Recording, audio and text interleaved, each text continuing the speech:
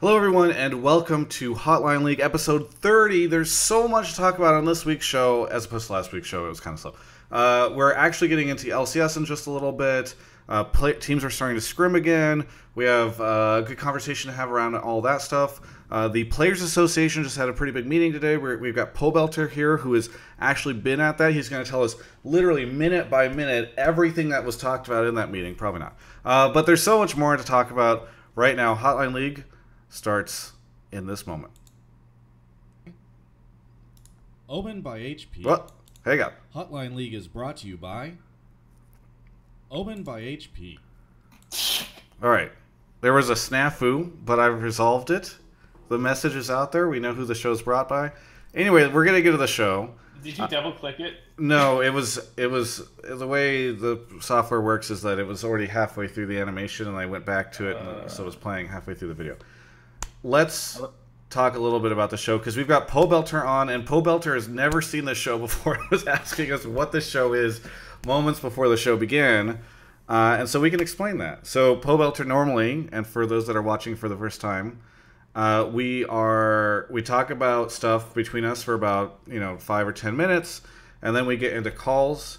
The way it works is fans, viewers, whoever else put like a topic they want to talk about. Mark will give a better explanation a little bit into the chat, and then Mark picks callers and we invite them on via Discord, and then we talk to them. So they might say something like, I think all of the senior leadership at TSM is inept, and then you might scream at them. So that's an example of how that's We've never had anything like Parth that. reference. That's a horrible It's example. a joke. But either way, that's how the show works. So but first off, let me go ahead and introduce everybody. First off, we got my constant co-host Mark Zimmerman on the show. How's it going, Mark? Great. I guess we killed the whole late night aesthetic. Travis just has his lights on full fucking blast.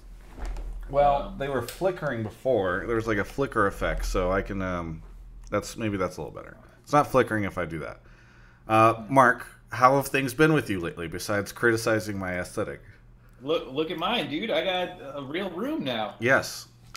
Is that because you had somebody move in with you?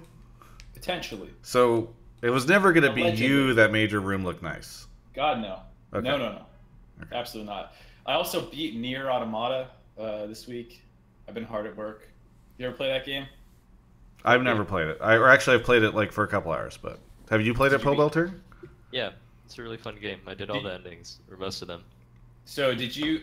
All right, spoilers. If you haven't seen this, I don't want spoilers because I might play it. It's been out for like a year. Yeah, but I might play it soon. I don't want spoilers because I started playing it a couple months ago and then I took a break whenever. I'll kick you out of the room. You can come back in a minute. No, but then I can't.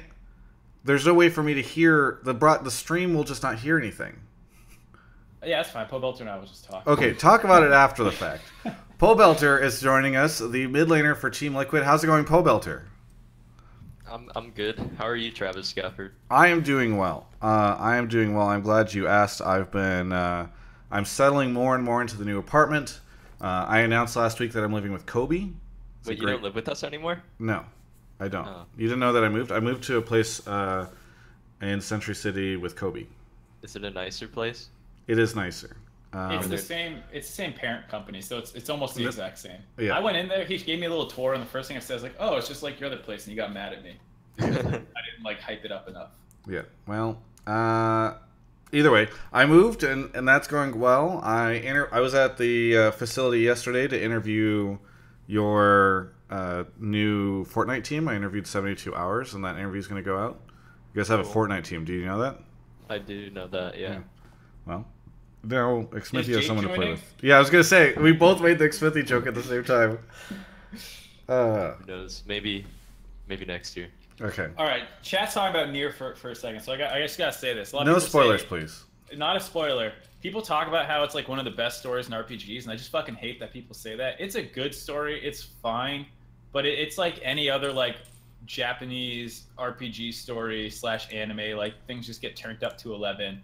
And what this does really well is it presents it really well and has like really cool style choices, but like the story itself is not like the deepest shit ever. The plot twists were like hinted at super heavily in the first like minute of the game. it doesn't push its philosophical elements very far, which is fine because it's supposed to be cool as shit, and it is cool as shit. Get me out of here with people talking about being one of the best stories in RPGs. All right, I'm out. That's all I had to say. I love the game. Pobelter, what's been going on with you? So you guys started scrims. When did you start? We had like 1 week off after MSI, and then we got back at it on like, I think last Monday. So we've had like a little over a week. Okay. And do you feel, is it good to be back in the saddle, or are you just like, back to scrims? Oh yeah, actually, I remember on that week-long break, I was like, damn, I really can't wait to get back to practice again. And then I thought about like, we're the team that went to MSI, and then other teams had like over a month more of just off time than us, so I kind of felt bad for them. Yeah. Because, yeah, I mean, it just feels good to get back into the grind. And we weren't even gone for that long. Yeah. How do you feel like, I know we talked to Parth about this, are you guys like finally happy that some of those other people are getting that chance to experience the long off season and the between the splits when not much happens and you just kind of sit there and wait for your life to start back up? Oh, no, really, I don't give a fuck about the other teams. Okay.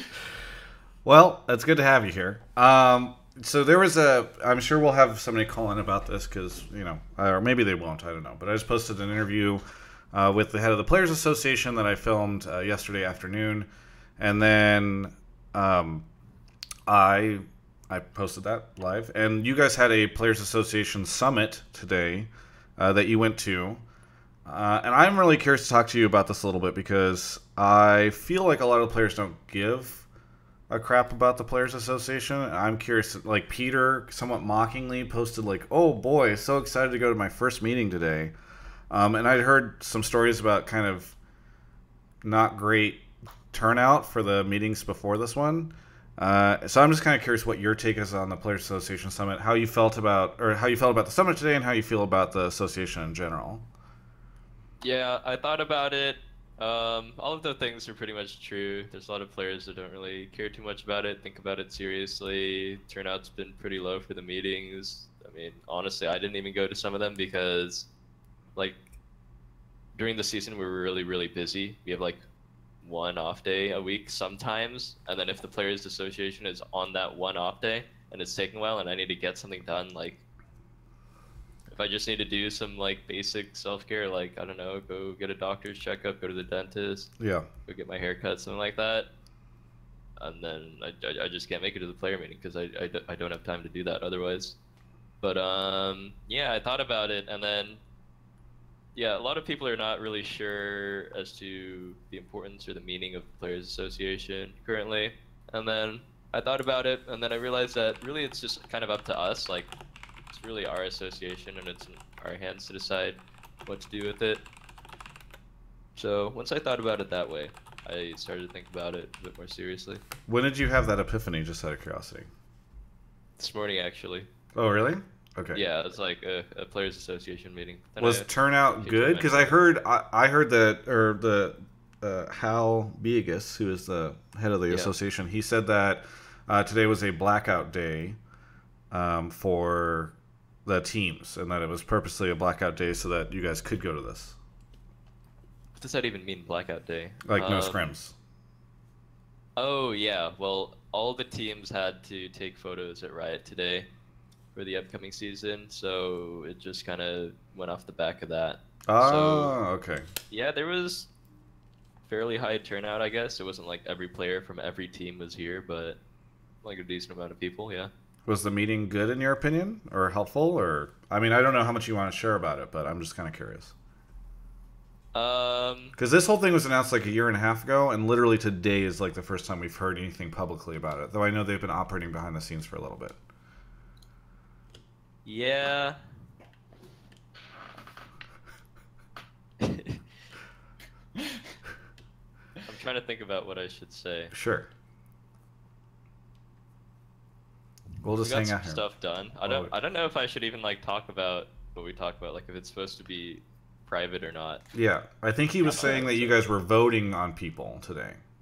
Yeah, we were voting for like player representatives and like positions within the Players Association, and then there was just a lot of discussion about like how many reps there should be, like how many positions there should be for like positions in the player council, like why they even need to exist, what those rules are going to do. So that kind of took up the bulk of the meeting, which lasted like a little over 2 hours, I'd say. Yeah.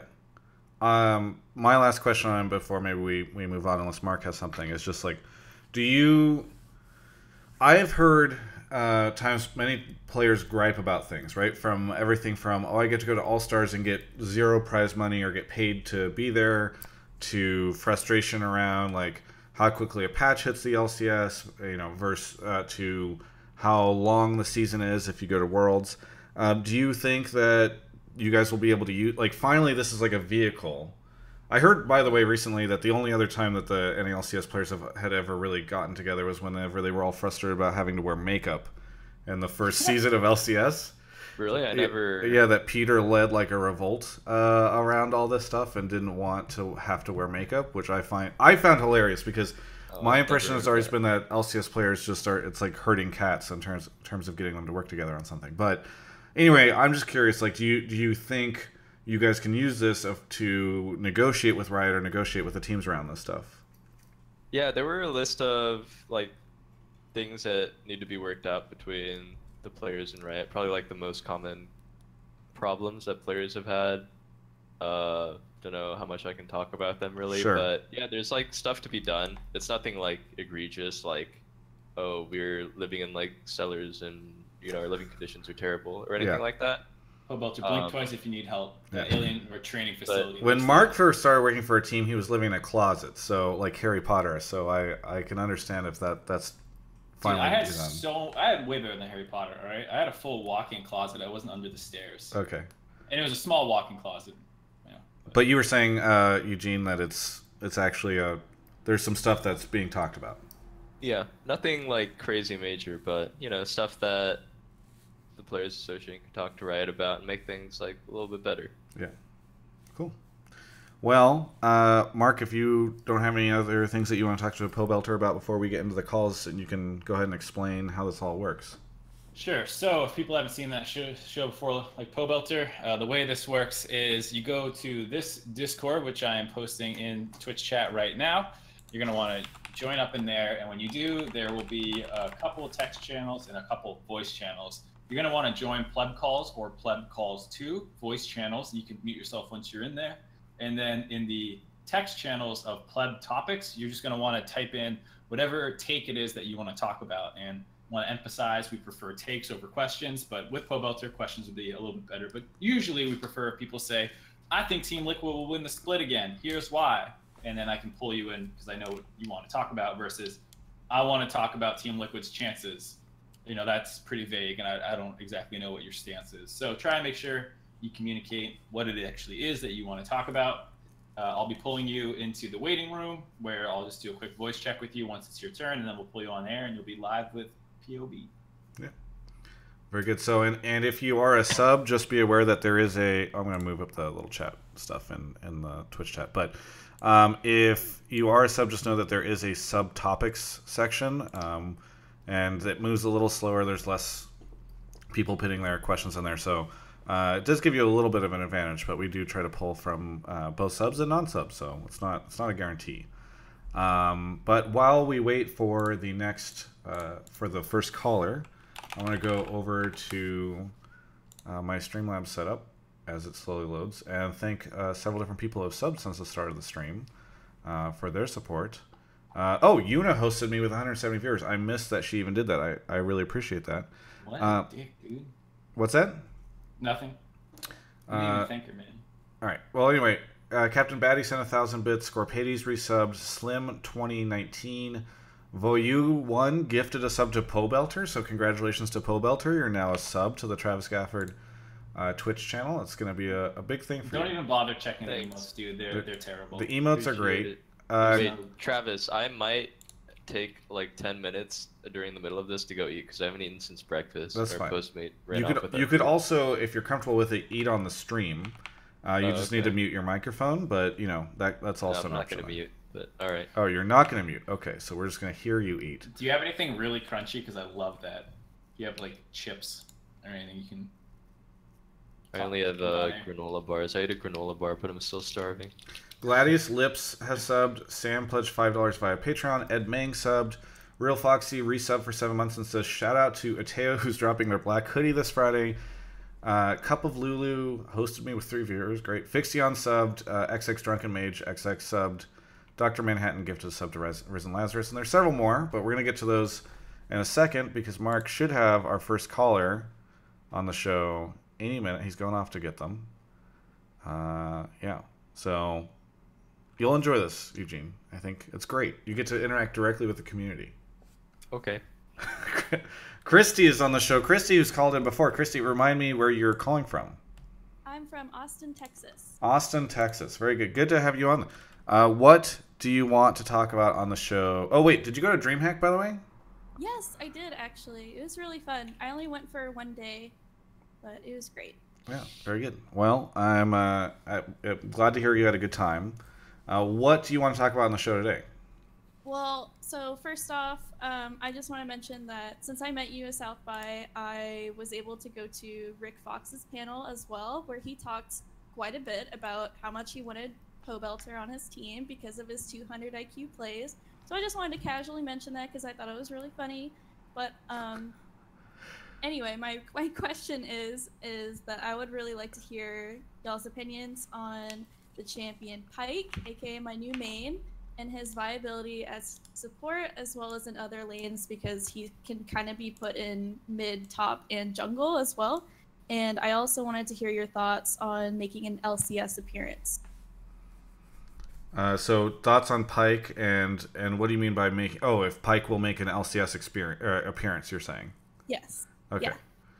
Yeah. So Pobelter, what do you think of Pike now that he's released? I know maybe not your champion, but Pike seems really strong in the solo queue games that I see. I talked to Double Lift about it, and he said Pike is just like awful 2v2, and like you just can't lane with him. So I can see that, but in solo queue you can probably get away with it and set up ganks really easily, because the character does have a lot of CC and really good roaming too.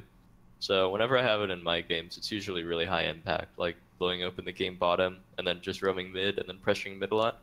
yeah. Will we see it in LCS or not? It could be a possibility. I've seen it in scrims a little with varying success. Sometimes it's alright, sometimes it's just god fucking awful. Yeah, hard to say about that one. What? Or go ahead. Sorry, I just wanted to say, I think he's probably more viable in lower elo. Like, I'm gold 3, and I seem to be doing really well with him, but I just want to hear your guys' opinions on maybe higher elo as well. Hey, gold 3 is really high elo. Good job. It's like top 20%. Wow, thanks. It's so funny whenever I can never tell when Pobelter's being sarcastic or if he's actually praising somebody because he uses the same tone of voice in both situations. He could be like, yeah, bronze praise. 5, that's really great elo, that's really fantastic. So I've been playing a champion a little bit, and obviously I suck balls these days. But I think you can definitely carry with him, and he gets pretty out of hand if things start going well for you, just because like his roaming's crazy. But after like 20 minutes, if you're not snowballed, he just like doesn't function really at all beyond trying to pick people off. Like especially the interaction I find that like really settles it for me is like his W just doesn't actually give you any invisibility in a fight. So like if you don't start the fight with a Q to pull people towards you, and like you can't E in because you have no way of getting out and no invisibility and no way to stay in the fight. So you literally just like hover around the fight waiting to E and ult somebody or something. And then like because he can't get stealth in the fight, he can't proc his passive in a fight and like regen up in the fight. So he literally just, if you're not ahead and continuing to like pick people off and kill them and roam around the map, like he just doesn't do anything in set situations. And like his Q is not good enough to make like the pick potential you might have is not better than like a Blitzcrank or Thresh. So he's just I think he's too volatile right now, as well as the fact that like his item efficiency is really bad. Like he has really low ratios, so you can't like make good use of building AD, but then you can't build HP items. They just get converted to AD at a pretty low conversion rate. So like none of his tank items are gold efficient on him, which like still is his actual best play style, which is why people go Aftershock and tank items. I don't know. I personally, I tried to like him, and I just couldn't do it. I wanted to like him. Yeah, I understand. I really like him just because I think he's so much fun, but I feel like if he were to be utilized in maybe LCS, he wouldn't be put in the support role. I think he would basically be more like a Talon, but slightly more useless, if that makes sense. Yeah, the only problem is people don't play Talon really either. Exactly, that's what I mean. It's like, I know people don't play Talon anymore, who is also another champ that I really like to play, so I guess I just don't like champs that are actually good. Pobelter, do you need me to order you food?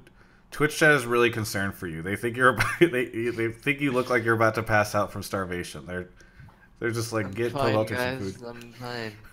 Jesus. No, I'm fine. I think someone's getting food. Okay. Don't you guys have a cook that's there? That there's like that's supposed to make you guys food? We do, but he has like a couple days off because it's his daughter's graduation. So, so you're starting anytime. Yeah, we were like ordering in, and then Postmate ran off with our food. Yeah. Wait, so how late does that guy normally stay? Because I was under the impression it was like a lunchtime thing, not there all day. Lunch and dinner. Wow, that's pretty sick. Yeah. All right. So, well, the final question I'll ask Pobelter, and hopefully the food arrives soon, because you do look like you're having a tough time. Great. I look here. Here's the thing. While we were talking about that, I look over and you're just like, and it looked very sad. I'm like getting over, I'm like not even getting over it, but I got sick like 2 days ago, so I'm like getting over that too. Yeah. All right. Well, either way, do you like the final question we'll talk about with Pyke is just like, do you like the creation of that? Because I know that they were trying to go for a different type of support with that character, and I don't know if you think that they succeeded there, or if it's just going to be like, oftentimes I've seen Riot say like, oh look, it's an entirely different way to play this, and then it just ends up either being irrelevant or it played in a different lane or something. So I was kind of curious about your general take on the design of the character. I like it. I like innovation, and then when there's like really unique champions that break the mold come out. I actually never really even bothered learning new champions, but Pyke was like pretty cool, and I played him out in practice tool a while, which I usually don't do unless it seems like it's something I'm gonna have to play against in LCS. Yeah. But yeah, it's like he's a new champion, and his style is really different from a lot of other supports, so people probably aren't really gonna figure the character out whether or not it's good for a bit longer still, I think. Yeah. Very good. Well, Christy, do you have anything else, or otherwise we might move on to the next caller? Yeah, my friend just wanted me to tell Pobelter that apparently he looks like a snack, and you're welcome. I think Pobelter would prefer to have a snack right now. I know, that's what I was thinking. I also just wanted to pitch, maybe you could do some ASMR eating on the stream when you get your food. You know, people like that now. I don't know if we'll go with that. And but I know Travis would love that too. Yeah. I don't know if that's what the 30 minutes in the middle of the show is going to be, but I appreciate the suggestion. That is the show, Travis. Yeah. Thank you so much, Christy, for calling in. I really appreciate it. Thanks. Yeah. Good night, guys. Good night. All right, moving on to the next caller. Want to give a shout out to Dr. Manhattan, gift to the sub to Risen Lazarus, Spanky, who resubbed and says this one's for Mark Z. Boo wee woo. Oh, the song that he's saying, very cute. Macom subbed, Kelk 8403 subbed, OMG U8 my cookie 5 subbed, Chaos Theory 136 subbed. You guys have great names. Ari Waddle resubbed for 4 months and says thanks to Travis and Mark for the great show. I look forward to it every week. What did you order, Pobelter? This is going to be the new story for this episode. Alright, so here's what happened. We were waiting on our food, and the delivery time kept getting pushed back, and then, yeah, our Postmate ran off with the food, and then our manager came in and said our Postmate fucking ran off with our food, and then,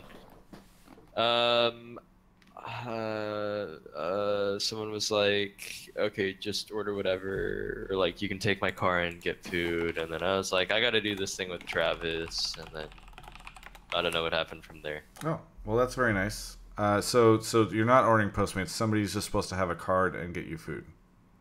Yeah, I think Michael's on the job, our manager. Okay. All right. Yeah, Peter was talking about Postmates last night. He wasn't happy about it. Yeah, because he has to tip now. Yeah. So was that implying that he wasn't tipping before? Oh, by the way, Travis, we have a caller. I know. But really quickly, did that imply he wasn't tipping before Pobe? I don't know. Are you supposed to tip Postmates? I kind of figured like all the random fees that Postmates tax on. I don't believe those go to.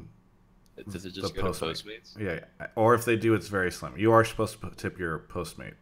Oh wow, that's fucking expensive then. Yeah. Does Doublelift tip at restaurants, or is he one of those? Yeah, we all tip at restaurants. Yeah, Okay. there was at one point in time I was tweeting about this, and somebody was saying they used to deliver for Grubhub or one of those services, and that they had delivered to like 4 or 5 different team houses and only received a tip from one of them, and they were very disappointed in it. But they said they'd never forget which team it was that did it. Moonizzle is on the show. Moonizzle, where are you calling from? Hey guys, I'm calling from Anaheim, California. Oh, so close by. Disneyland. How's Anaheim? It's pretty ghetto, but I live close to Disneyland, so I like to watch the fireworks show every night. It's pretty cool. Nice. Every night it doesn't get tired? You have to buy a ticket to do it, or like a pass? Or No, I can see it right outside my backyard. That's cool. Oh, that's pretty sick. Yeah. When are they going off tonight? Did you already see them? They go off at 9 p.m. every Oh, night. 9:30. Okay. So you've got an hour. So we need to get you out of here in an hour. So hopefully we can do that. Moonizzle, what do you want to talk about on the show today? I just wanted to ask Pobelter where the notorious POB nickname started.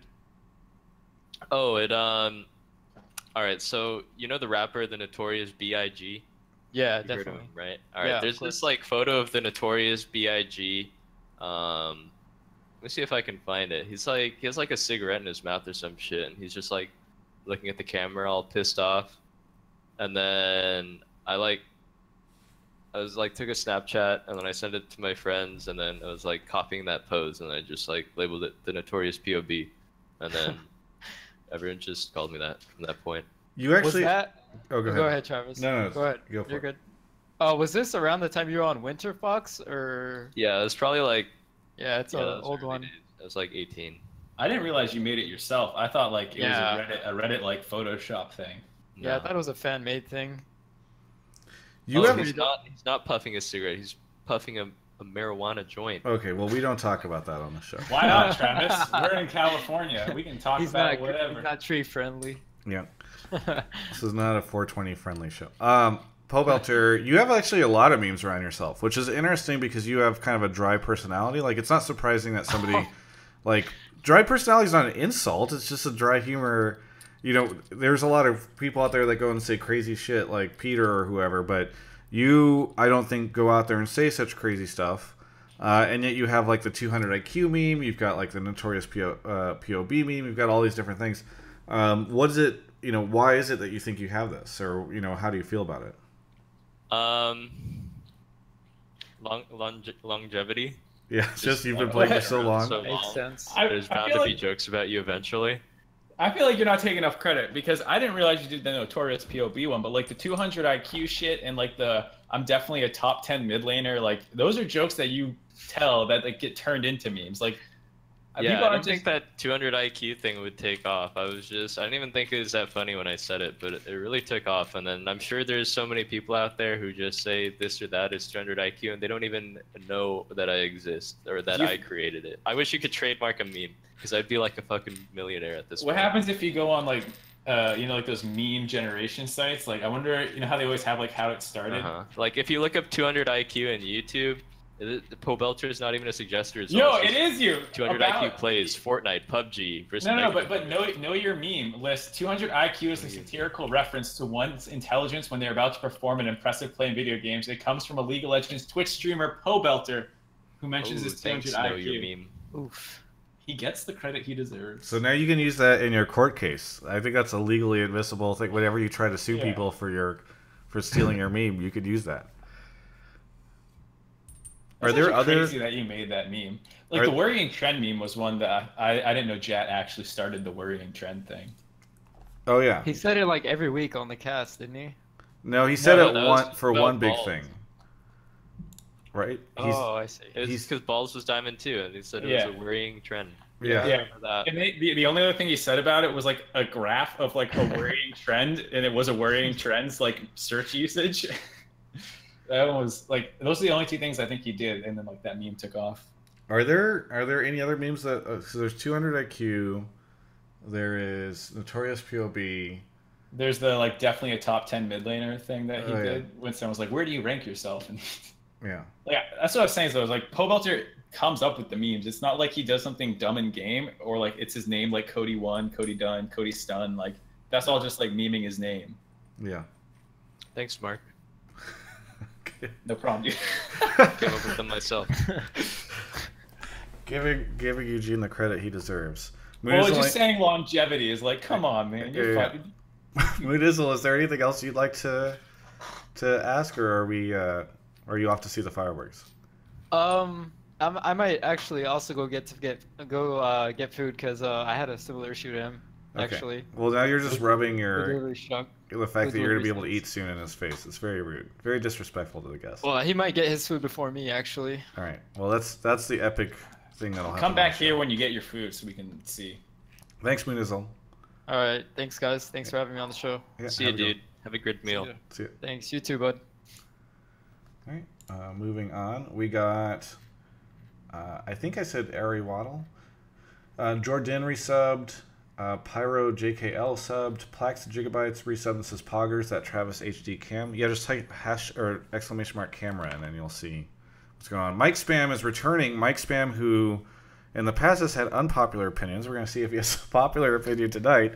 This time it's just a question, Okay. no opinion. We've had like 3 questions for Mark, who already says no questions. We've got 3 questions in a row. I mean, it's Pobelter. I mean, I feel like whenever you get a pro player, you get a lot more questions because people are trying to learn their insight. Yeah, sure.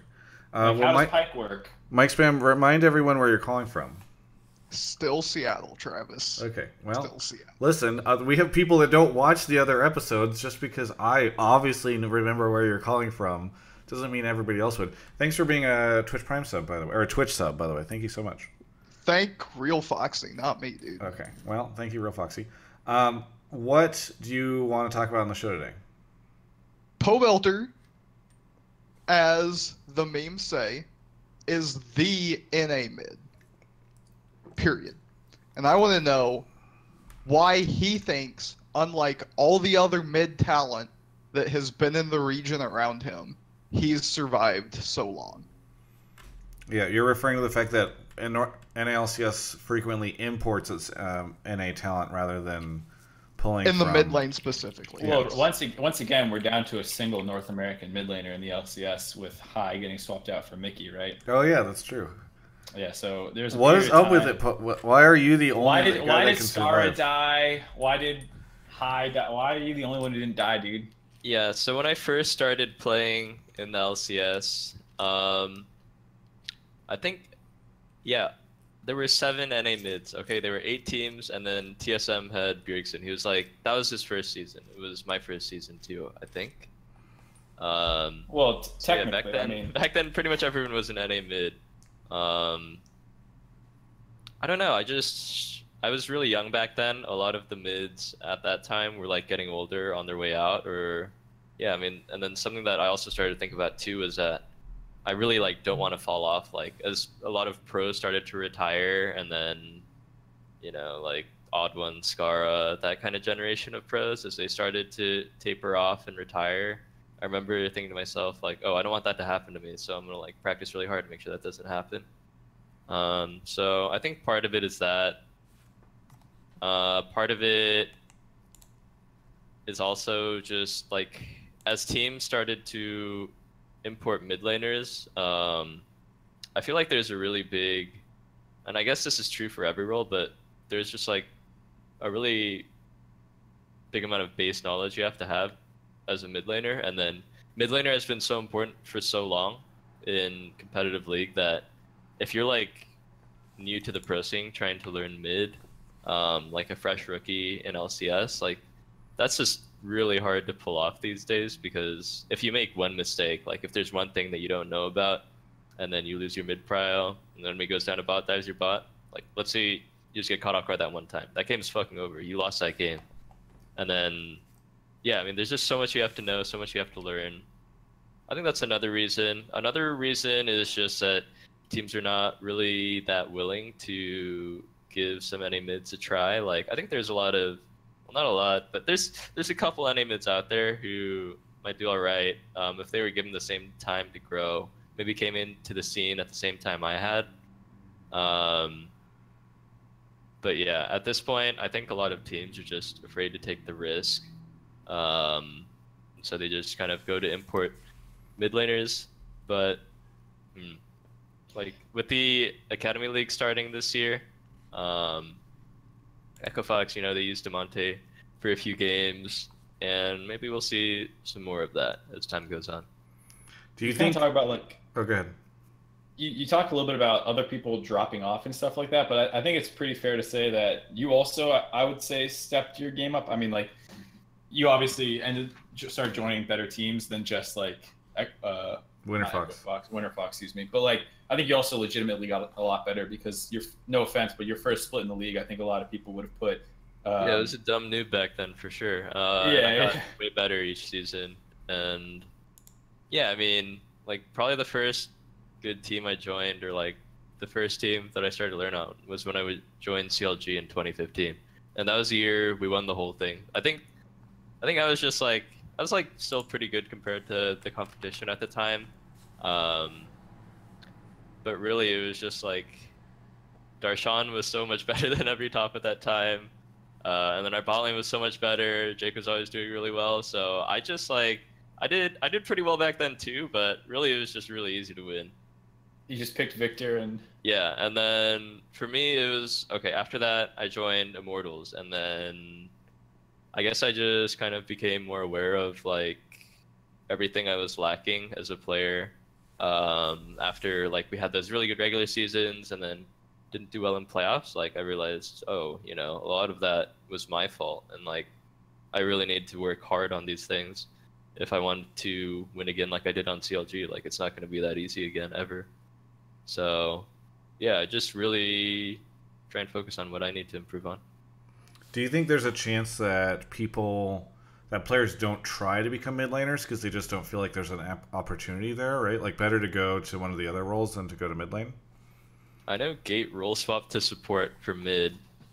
Shady did the same thing. I'm pretty sure. Yeah, Shady did the exact same thing. I think there's a couple others. So it's almost like a self-perpetuating problem where North America doesn't really recruit NA talent for the mid lane, so NA talent doesn't want to become mid laners, which weakens the pool of the people that can play mid lane in North America, which makes it less likely that people will draft them, etc. Yeah, and maybe eventually someday some team's just gonna be like, fuck it, and then they put an NA mid and he's doing it right, and then other teams are gonna realize like, oh hey, maybe we shouldn't just import every single mid laner. Like, maybe we don't have to do that.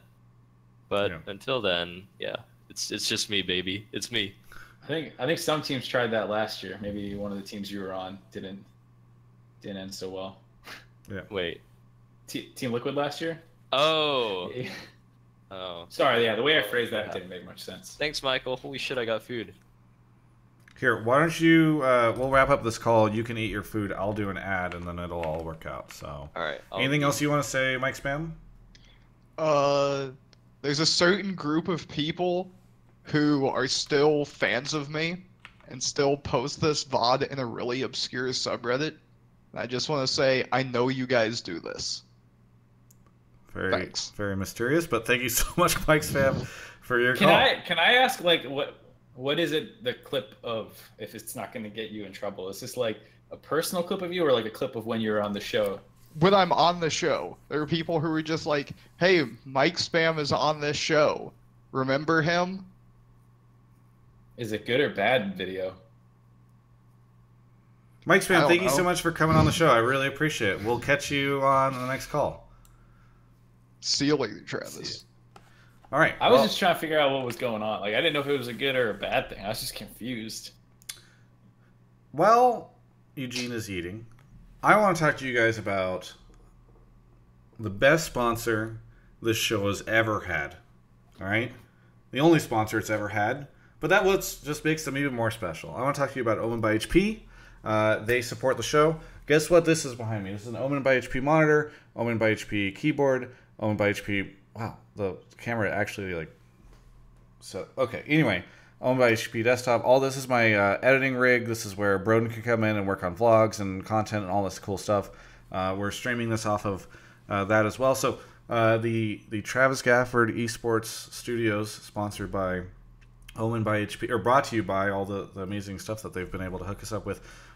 Working on something with them right now, which I can't talk about, but hopefully we'll be able to talk about in the near future. They support all sorts of stuff in the esports space, from Overwatch League to CLG to this show. And they make it possible. You all know that Mark has been on the verge of homelessness for quite some time, ever since he lost his job at Offline TV, and the whole Riot stuff has really dried up. There's no interest for MSI. Actually, yeah, it's crazy. OMENbyHP was nice enough to like hook me up with a significant other to like make my room spiffy and everything. True. Like it's been really great. That's true. The agency found a lovely woman and set him up on a date, and now his room looks a lot nicer. Yeah, that's not pay her to do it, but that's not true. But it's the spirit of it, like they actually do help out the scene a lot, and they care about not just the shows that they sponsor, but the people behind them as well. Is what I'm saying. Very true, very true. So anyway, I just want to shout out them. I would highly recommend. I'll put their Twitter, their YouTube in the description of this video. People can go find it and link it in Twitch chat right now, because Twitch chat, just like you guys love OMENbyHP, you guys are talking about it all the time. You can share it there. But anyway, there's going to be some content maybe in the future that's hitting their Twitch channel and YouTube channel that may or may not involve the world's sexiest League of Legends interviewer. And so you can stay tuned for that. But thank you so much to OMENbyHP for their support. Uberlawn Gnome just subbed and said, OMENbyHP paid off my college debts. Thanks, OMENbyHP. See, look, they're doing amazing stuff. I'm not able to verify the credibility of what... Is there any law against what we do, or at least what I do, when I just like completely lie about what's happening? Is there something about like false advertisement that I need to worry about? What doesn't help is when you ask these questions. We should be having these discussions off air, not on air. But there's more people who might know the right answer now. I just need to read Twitch chat. There's no way they would. Thank you so much, OMENbyHP. Moving on, we'll get the next caller here in just a second. I'm going to read off some subs so that Eugene can get more food in his mouth. Let's see. So Plaxa Gigabytes resubbed. We got that. Rico Suave 86193 resubbed for 5 months. 5 months. Holy moly. Voyu sent 200 bits and said, Travis gives us to Pobelter so he can afford some food. Thank goodness he's got some food. From Sham gifted a sub to Kapalulu for 3 months. Armagard Monster donated $5. Is it cool to see Mr. IQ or 200 IQ on the stream? Longtime fan of you all, and more. So Eugene, feel free to just nod your head if you're ready for us to grab another caller who can. Oh, okay. I already did. Not ready. Okay. Well, World Unbalanced has subbed. Cheetah 3333. Yeah, let me just eat one more chicken. It'll be like a minute. Okay. Otter Party 64 subbed. I can always fill. Thank you to all those people. Zane Barrow sent 100 bits and said, I spend like 80% of my free time watching your content. My wife is beginning to hate me. Hey, did you really need the wife in the first place? You just need to I make was sure going to say, right. Are you sure it's the content? Yeah. And Uberlawn Gnome resubbed for 4 months with a shout out to OMENbyHP. So thank you to all of those lovely people. And as I'm saying, this Crazy Miner 51 subbed as well. So thank you to them. How you been, Mark? I've been great. Yeah. What is Pobelter eating? That's what I'm really curious. Chicken. He already said chicken. Yeah, but he said one more. Is it like eating a full chicken, or is it like he's got wings? You go to Wingstop? Actually, it looks like some sort of Mediterranean dish, I think. Okay, well, we don't need that close up. I'm not a big fan of Mediterranean. It looks like Mediterranean, I think. I bet you it's like a chicken kebab thing, and then it's got rice and.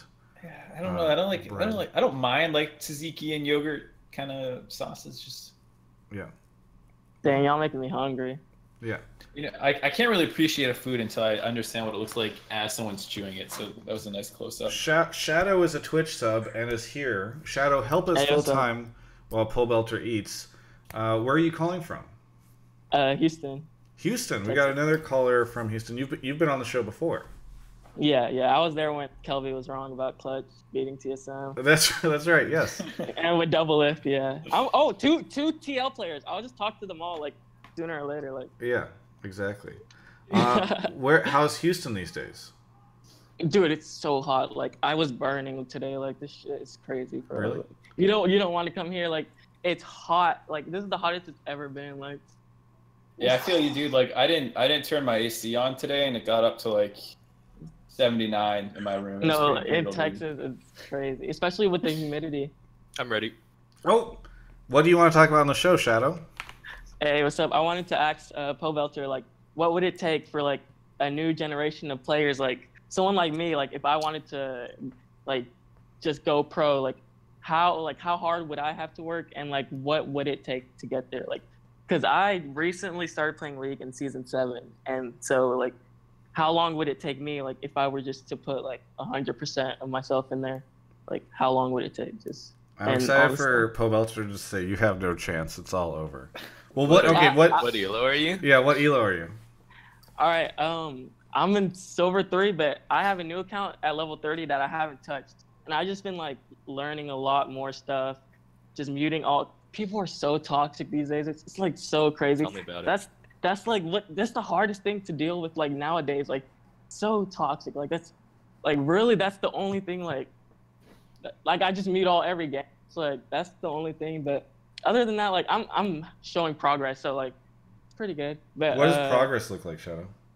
Like I'm just dying less. I'm playing more for my team. Like I'm a jungler, so like I never like I would do anything for my teammates. Like I would leave my camps. I would like give them my red. Like if they wanted it, like the second buff, I always give it up. You know, I'm just like trying to yeah, like because I know that's like I feel like that's what it takes for a jungler. Like they have to be the person to sacrifice themselves to help the laners because they're more important to carry. So let me ask you, how many games a season do you think you play, if you had to guess? Since season 7 was my first season, like, and I got to level 30 in May, so it's been like a full year now of playing ranked. And I got to silver before the end of season 7, and then I was like stuck in silver right now. But like, yeah. I have another account that's like totally untouched at level 30. Yeah, I was just wondering like roughly how many games, because I think I would need like over probably 1,500 like a year, over maybe more, but I'm. That's sure. maybe a little. Okay, let Pobelter go in. Yeah. I don't know how to say this, but your chances are not that good. Sorry, yeah. man. It's cool. But, yeah, it's cool to just improvement is relative, you know, like. Yeah. I used to be a cross country runner, and I wasn't. Shit, I don't know how to phrase this. You know what? I'm gonna stop with that analogy, and just say keep at it, dude. If you're improving and you feel good about improving, that sounds great. You sound like a player whose attitude I would love to have on my team. Yeah, I think I could get to diamond before the season ends. Like honestly, that's just my plan. If I don't hit diamond before the season ends, like I'm done trying. What is that's it? Just my. Dude. Well, so what does I'll it say take? Is like don't. I would say don't give up if you don't hit diamond by this season. Like, I didn't play a ton of ranked, but like, it took me like a year and a half to hit diamond. 2 years Yeah. like actually trying. But so, like, this is like my like I haven't been playing like these kinds of games. Like that's the only I know. Like a lot of people have been playing like games before League, like all that shit, but I haven't. That's really probably what's holding me back. Like I'm just trying to learn a lot more about the game right now, like and how everything works.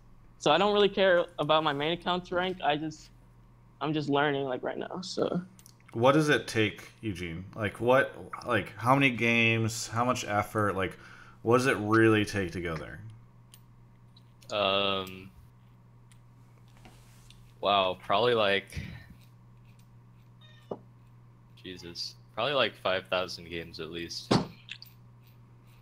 5,000 like really good games where you're learning from each game. Mhm. Damn. But I would recommend spending that time doing other things, honestly, at this point. Yeah. What if somebody just wants to get really good? Like they just want to get challenger, or they just want to get like they don't have hopes of going into LCS. That's not what they want to do, but they do want to be like a standout player in North America. Okay, Like you don't need to tell me how many games, but like how much commitment? Like is it just paying attention every single game? Is it like really dedicating yourself to one role and trying to go for that, or like trying to become a one trick? Like what does it take? I think you just gotta like understand the game at a core level, and it's hard to know whether or not you really understand the game, but you'll know if you play a lot and then you keep improving rapidly that you actually understand the game. But you know, like you either have it or you don't. Like the story of most pro players is like, well, I was playing this game for fun and I was just playing it a lot because it was pretty fun and I was just like really good, I guess. So that's kind of the story of every pro. It wasn't like anyone who was a League of Legends pro gamer tried really hard to be a pro gamer because they really wanted to be a pro. It just sort of happened because naturally we just like understood the game well, I guess. Yeah. Yeah, I get it. Mark, you have anything else? I was gonna say, I think if you haven't played a game like this, Pobelter, did you play Dota before? Yeah, I played Dota. Okay, funny story. In like middle school, my parents didn't want me spending like money on video games and things like that. So, you know, I wanted to buy Warcraft, but I didn't want to like ask them because they'd probably say no. So I downloaded it illegally, and then I was just playing on like this bootleg European server, playing with like Brazilians and Russians every game on 300 ping in Dota, and it was not a good time. But yeah, I did play a little bit of Dota before I played League. So I'd say like that's why Pobelter was saying you haven't played a game like this before, because like I never played Dota, and when I first played League, I just like was like, yeah, Blitzcrank Rammus, pull him into turret, taunt them, great lane, and I was just like, you just like don't even understand what you don't understand yet, you know? Yeah, and it's really hard to understand like in low elo because like everyone's just doing whatever they want to, and that's like really the oh my god, like that's oof, it's whatever. But I'm done. Yeah, it takes a lot of work. Yeah. Very good. Thank you so much for calling in, Shadow. That was actually a really interesting conversation. All right, thank you. And best of luck ranking up over the course of the season. All right, I will. Yeah, thank you. All right, moving on. Oh, I got on the wrong. Hello.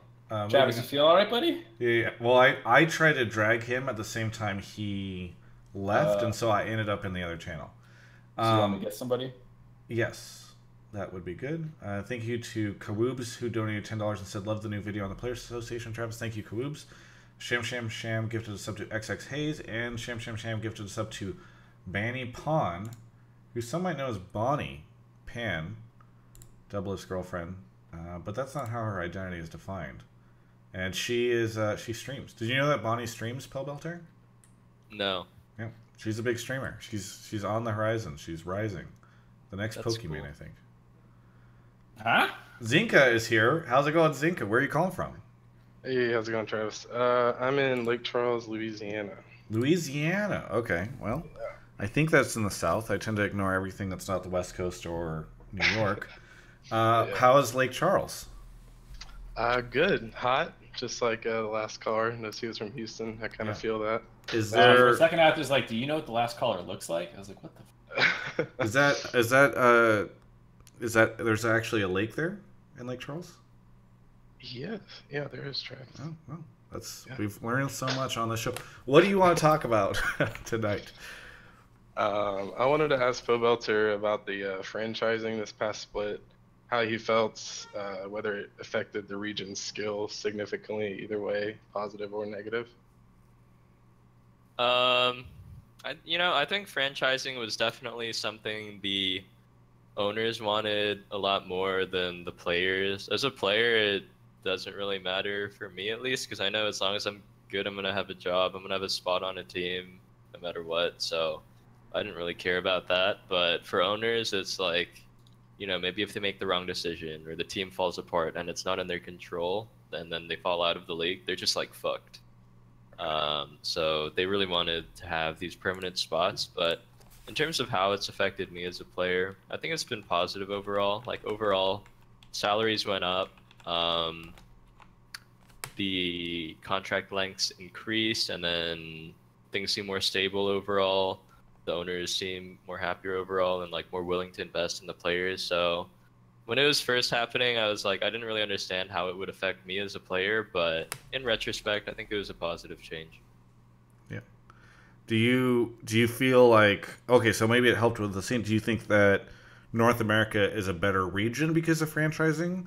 Either because we were able to pull more people. Do you think it's a worse region? One of the things I've heard is that franchising hurt the region because a lot of the good talent ended up being spread out across several different teams, and so the best teams got worse over year. It's kind of, I don't know how you feel about all that stuff. I don't see how franchising would have had an effect on how talent is spread throughout the region. I don't think it made the region stronger or weaker. Yeah, I mean, teams are, regardless of franchising, teams are gonna still try and be as strong as they can be. That's not really something that franchising affected. Yeah. Because, you know, there's no threat of relegations anymore, but it's not like everyone's just like sitting around being like, oh, we don't have to try hard anymore. Let's just lose or win. It doesn't even matter. It's, right. You it's wouldn't not like join that Every team, dude? What do you mean? Every team is still giving their absolute best to win. Yeah, it's just like no relegations anymore. Mark, do you have any thoughts on this stuff? I don't think it made the region weaker. I also, thus far, has not made the region stronger. Everyone's hoping that the Academy League will pay out. Like, you know, Pobelter was saying, like, a Damonte or somebody can finally break in as, like, the NA mid laner or whatever other position. So right now, like, I think it's fine. I think, like, one of the big fears was, like, the idea that someone could just, like, bottom feed in the LCS and, like, haha, I don't care. Yeah. But, like, I don't think any player would want to be on a team like that. And like maybe it's like, oh, it's just the org, they just like only sign like the worst players and like, but then you're not making any money. So yeah, no one ever really roots for the last place team. Like, League isn't like a real sport where even like a crappy team, like in basketball, I don't watch basketball at all, but I'm sure there's some crappy team in the NBA who still has like a lot of fans who show up to their games and things like that. I don't really know if that's a thing in League. Like, I'm pretty sure no one just really pays any attention to a team that's just losing all the time. yeah. So I think that most of those fears, as you can see, didn't quite work out. Like, yes, there will always be a worse team. There has to be a 10th place team, but other than that, I think it's been mostly good so far. Anero in chat says Academy is paying off IMO. Yeah. So I mean, that makes sense, right? Because Echo Fox is able to pull their Academy players in, so he definitely feel that way. We have a bunch of people in the chat right now. We've got, oh, guess who just came home? We've got Saint Vicious in the chat. We've got Steve in the chat. We've got a bunch of people in the chat. Kobe. Yeah, I don't know if he can. Can you hear me? He might be able to. Wait, Steve's in here? Gotta look good for my boss. Yeah. Let me sit up. Yeah, sit up. Look good. You're tryharding. All right. Man, Pobelter, you've just been such a great guest. One of the best guests we've ever had. One of the best Team representatives of Team Liquid. Yeah. Of the three, we've had way more Team Liquid players than any other place. Yeah, it's because they're great to work with. And in no way because you used to live in the same apartment complex and I used to work. I've requested players from other teams and been told that none of the players are interested because they don't care about the community like Pobelter does. Pobelter cares about this community, this audience, you know. Yeah, when I think Pobelter, I just think someone who just really wants to connect with the fans, and that's why he's on the show. Kanai says in chat, the show gets more corporate every day. What? Let's see. Any other thoughts, Zinka, on franchising? Other questions? Anything else? Just one other quick one, if I have the chance. Sorry, what's that? Just one other quick question, if you don't mind. Sure. So kind of along the lines of the Academy, I was curious what Pope thought about the Academy and if it plays a significant role or if somehow in the future it could play a significant role in improving the region's talent. I think it's just kind of the same as Challenger League, but you know, Challenger League teams were trying to get into LCS, so they would just pick up whatever import at the time and then try and stack out their roster with imports that were just like smurfing in Challenger Series. So, you know, like they try to get like Mad Life, Dandy.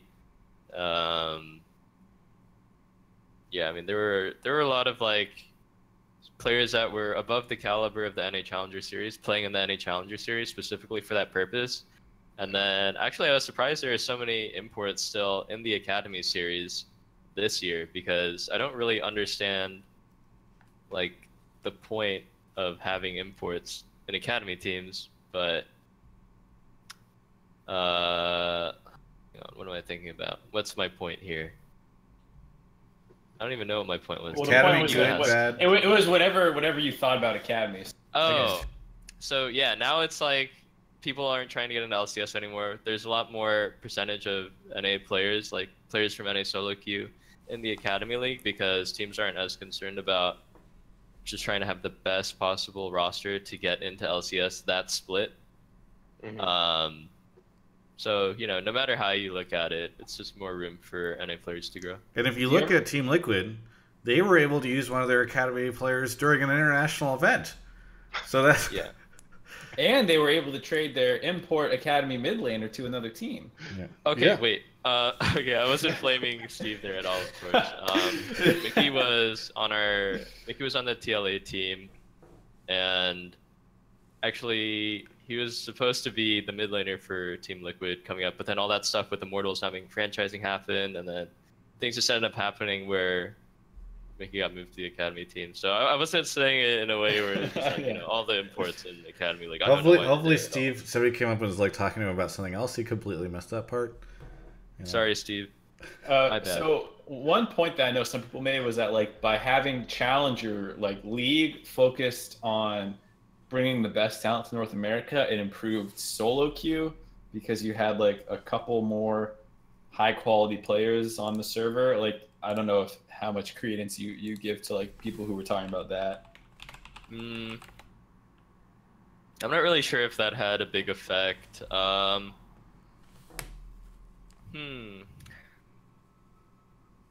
You know, maybe it did a little bit. Like something that really struck me about playing solo queue in Korea and even in Europe is that there's just so many pro gamers in that high elo. Like in Korea, you have all the top Korean, Chinese, and Taiwanese pros, and then even like players from Japan, Vietnam playing on that server. There's even like pro players that struggle to get out of Diamond on that server because it's so competitive. But even when I went to Europe, there's so many pro players playing from like the smaller national European leagues, like the German league, the Spanish league, things like that. And then these players will usually have like a way better grasp of macro in the team game than your average solo queue player. But then on NA, it's like you have all the NA LCS pros, a lot of which don't even play that much solo queue. And there's not really like, you know, the EU and Korea, as I talked about, have a lot of players from different regions playing on their server, but NA, I only really see NA players and then like the occasional like LAN pro or like pro from South Latin America. I think they're one region next year, but yeah, it's like I really don't see many pros besides just NA LCS pros here and there, and so most of the time it just seems to be like a big fiesta. Yeah. Very good. Well, hey, thank you so much for your call. Zenka, really appreciate it. Yeah, thank you. Mark's already switched to the other channel to grab somebody. He's moving quickly. Thanks a ton. All right, we got another caller coming in any second. I want to say thank you to everybody who's been subbing. It's actually interesting. Over the course of the past couple months, Twitch Prime subs have actually been, I don't know if they rival my Patreon, but it's good in there. Just a lot of support from the community. And speaking of the community, oh, he's not here yet. Mark's still pulling somebody.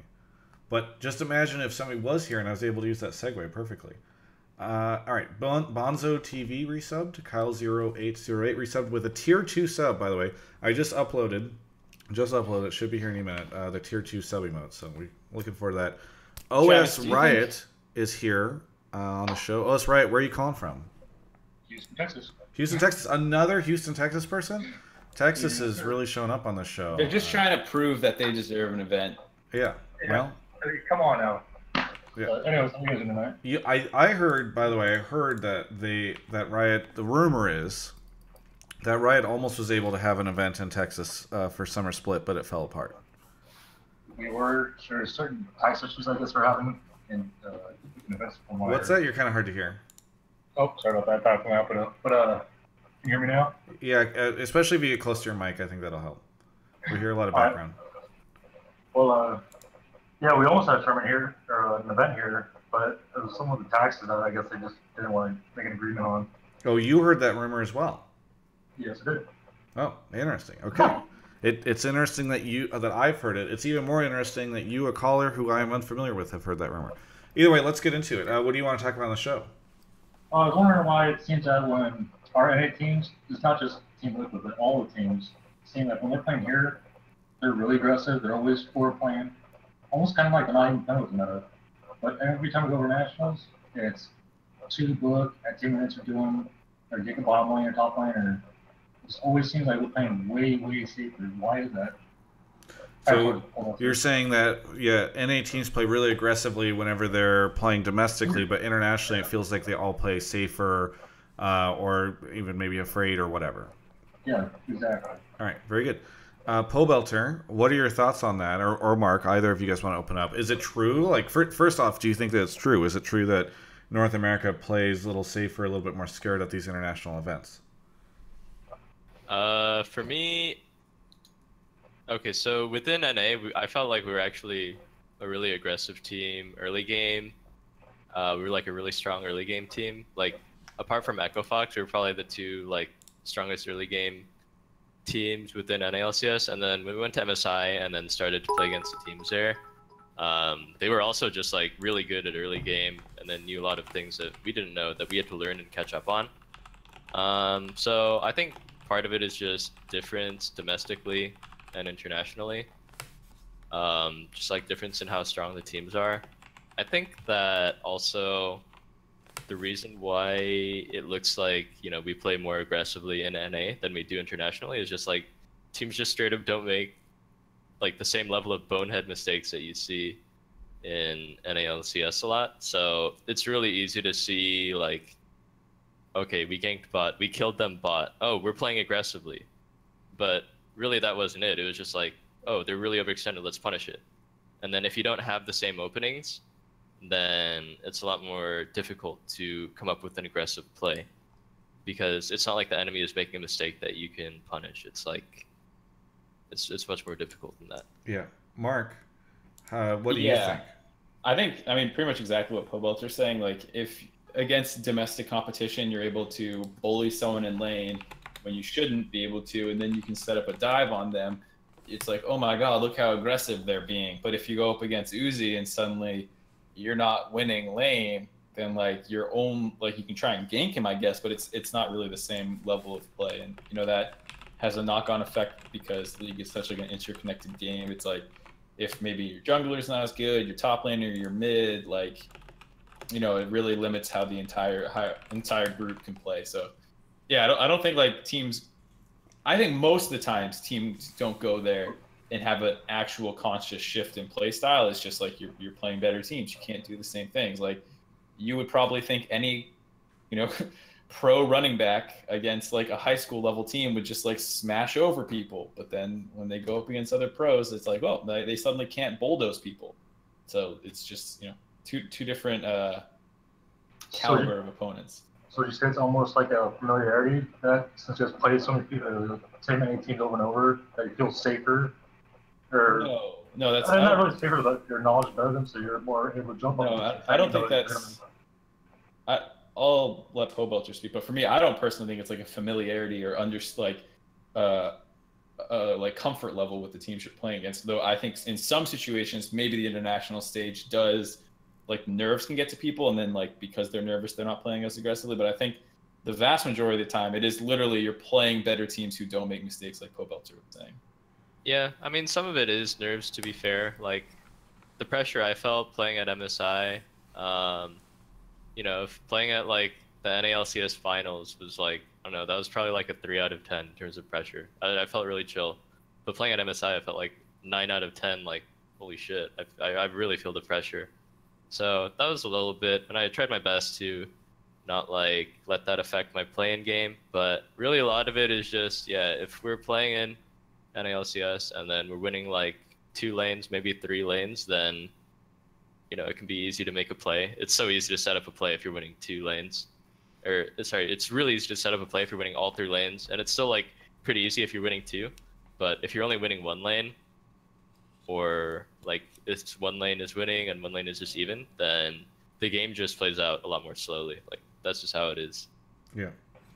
Well, I guess really what my question more aimed towards is it feels like you guys are more open to jump on their mistakes. Like your mistakes here in the NA series a lot easier than you guys do when you guys are overseas.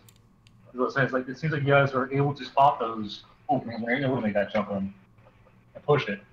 But overseas, you're not really jumping on those opportunities as much as I guess. Like they're there. Yeah, but I think we understand what you're saying. We're just telling you that like it's more difficult. Like I'm not no one say like international teams are perfect, but it's like if one team makes 10 mistakes and you're in position to punish 5 of them, that's great. If you're against a team that makes 3 mistakes, you need to be in position to punish those or something. So I guess I hope you're understanding what we're saying here. It's like you're playing better teams, so you look less aggressive because there's less opportunities to beat them. Actually, yeah, that's exactly kind of what I was getting at. Cool. Thanks so much, OS Riot, Thank you, for coming on the show, and hopefully it cools down in Houston soon, but probably not. Hey, yeah, I enjoyed your show. Thanks a lot for having it, and shout out to Omen. Thanks so much. Yeah. Guys. All right, One of the things I wanted to follow up on from that, Pobelter, is when you said like the pressure at MSI was 9 out of 10, and I kind of wanted to ask like why you thought it was so much higher, and like how it compared to like Worlds, and like if it was being the only NA representative, or like whatever you know the cause of so much pressure was. So yeah, I've been to Worlds twice now, and then going to MSI, I figured, oh, it's just gonna be like Worlds again. You know, it's an international competition.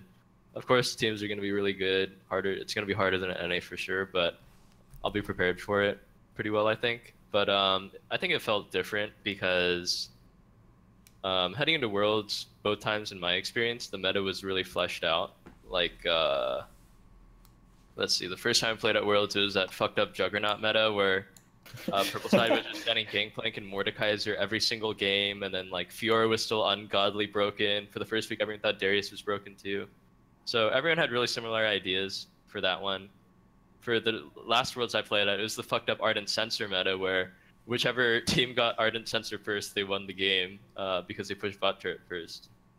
So for both of those, like the meta was fleshed out. For this MSI, it was like a lot of teams had different ideas coming into the event.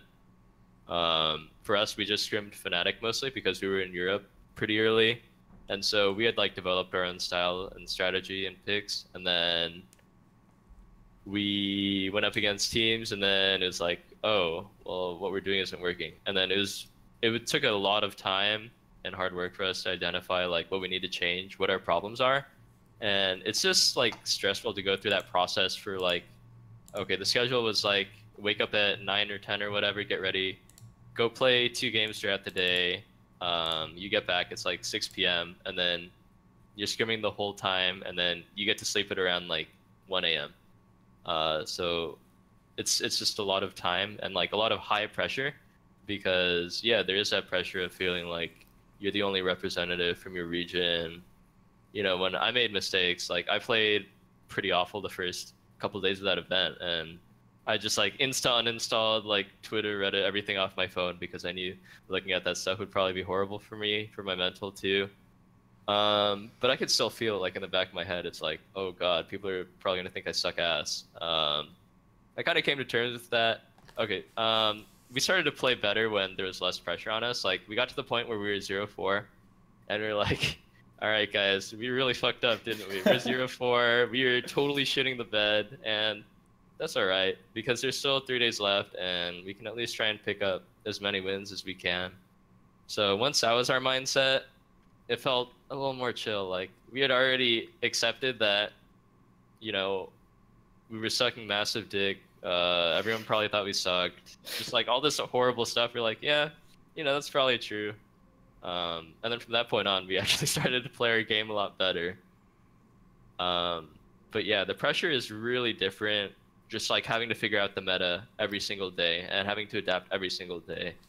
Like a lot of the picks we really never even practiced that much in MSI. Like for the last few games of MSI, I was just like one-tricking Malzahar because he seemed really strong all of a sudden. Like I played against it once, and then I played it myself once, and then we picked it on stage like 4 games in a row. In our last game, we picked Karma Cog. I don't even think we drafted that a single time. It was just like we played against RNG, and then they shot on us with it because it seemed so strong, and they were like, hey, let's do it. It looks really good, because that was just kind of like what we had to do, because if we had just tried to play what we had prepped for prior to the event, obviously it wasn't working. I picked Rise like 3 games at event, and I just went 0-3. I don't think I've won a single Rise game in all of my international events. So yeah, fuck you, Rise. I don't know where I was going with that, but basically, That's okay. it's hard to adapt. Yeah. Yeah. I appreciate the Pobelter monologue of just stream of consciousness. You know what? Fuck Rise. When TL makes it back to Worlds, is there any chance you play? Like, it's super meta. It's like, guys, this is definitely... You gonna play it? Yeah, you know, of course. Maybe with the next rework, it'll be good again, and then I can play it. What that last day was so hard and so weird. Like I actually really thought you guys were gonna go through. What do you think held you back on that last day, or you know, I didn't really get a chance to talk to any of the players after that. Let me think. The last day we played Flash Wolves and then RNG, and then we had the tiebreaker. Yeah, Fnatic lost, and all you need to do is like win one of the 2 games. No, we beat Flash Wolves, and then we lost to RNG, and Fnatic lost to EVOS that day. Yeah. And so we were like, holy shit, all hail EVOS, gods of Vietnam. We were so thankful to them that they had gotten us that chance. Yeah, it just came down to one game where, yeah, some really bad shit happened that game level 1, actually. I lost like half my wave level 1. I lost like 2 pots. Taliyah was just perma-roaming in our carry matchup top, perma-roaming on our Kog'Maw matchup bottom, and I just couldn't pressure. Yeah, that was some bad stuff. Yeah. I think in the end it didn't come down to that one last game, of course. It came down to the like all 10 of those games, all 11 I guess, all 11 of those games and our overall performance. Of course, if we had just performed better first few days, if we had just even gone 1-3 in the first 2 days, we would have made it out of groups. There would have not even been a tiebreaker. So yeah, I mean, it does suck that we didn't make it out because of that one last game, but that wasn't the only reason. It was just our overall score of all 10 games. All right. Well, let's move on to the next caller. Alrighty. Should be grabbing them any second. Let's see. We've got a couple different people here. Burnt Cooter resubbed for 3 months. Thanks, Burnt Cooter. Great to have supporters like that come in for 3 months and make me say it 3 times. Chicken Alfredo Reno subbed. You guys have Real Foxy gifted a sub to Liquid Steve, who has now been a sub for 4 months because people keep gifting him subs. And I got one today too. Oh really? How many months have you been a sub for? I don't know. I just saw it came up on screen. You're like a 6-month sub because people just keep gifting you. Jamaican Yeti subbed, and looks like some more people are coming in with some subs right now. We'll get to those in just a second. But first, we've got Hook. Hook, how do you pronounce your name? It's pronounced Hauk. Hauk. Okay, Hauk. Where are you calling from? I'm calling from Salt Lake City, Utah. Salt Lake City. Damn, you got a good mic. Utah. Yeah, thanks. I work in audio, so. Nice. Well, you can help out a lot of the people that call into the show, maybe even me. By the way, I need to soundproof this office. You have any suggestions? The way I soundproof my office is I have a bunch of audio foam, and I did some adhesive spray. I put them on cardboard, and then I did tape and put them on there. Okay. Is that, I mean, because that'll acoustically dampen it, but is that going to prevent Kobe from... Kobe's been playing music or ocean sounds whenever I talk late at night. It won't do that. It'll just make your room sound less reverby, like how it is right now. I need to figure something out for the soundproofing, because I don't want to hear Kobe. I don't know what's going on there. Wait, you don't want to hear Kobe, or Kobe doesn't want to hear you? He's the one playing ocean sound because you're so goddamn loud. Yeah, but I mean, I don't know. I don't want to know what he does in there. What do you? I listen to speedruns when I sleep, so you know what? I get it. Okay. What do you want to talk about on the show? So I want to talk about, Riot just announced today that they're going back to the old system of smaller patches instead of like the big patches that have been coming out in this current season. A lot of the patches I've noticed are like, we're going to do support change. Oh, look, we're going to do mage change. Swain rework. I rarely rework. Oh, we got a new champion coming out. It's like, it looks like there's like a lot of a lot of patches that are coming out that are huge, and now they're kind of pushing down the brakes a little bit in these next few patches. Yeah. So your question is this a good thing? Is it a bad thing? What's your take? I just want to see what your guys' thoughts on it, because I thought the way they did it was it was almost too much. Like, it was just, I think it was the second patch where they had the support changes of like, oh, goodbye Sightstone. Here's the new way you get a new Sightstone, I guess. And for me, that was a pretty big change. That was a small patch change. Yeah. And the next change was Swain, and then I have all of them here because I've been waiting for a while. Yeah. And then the next one, it's okay.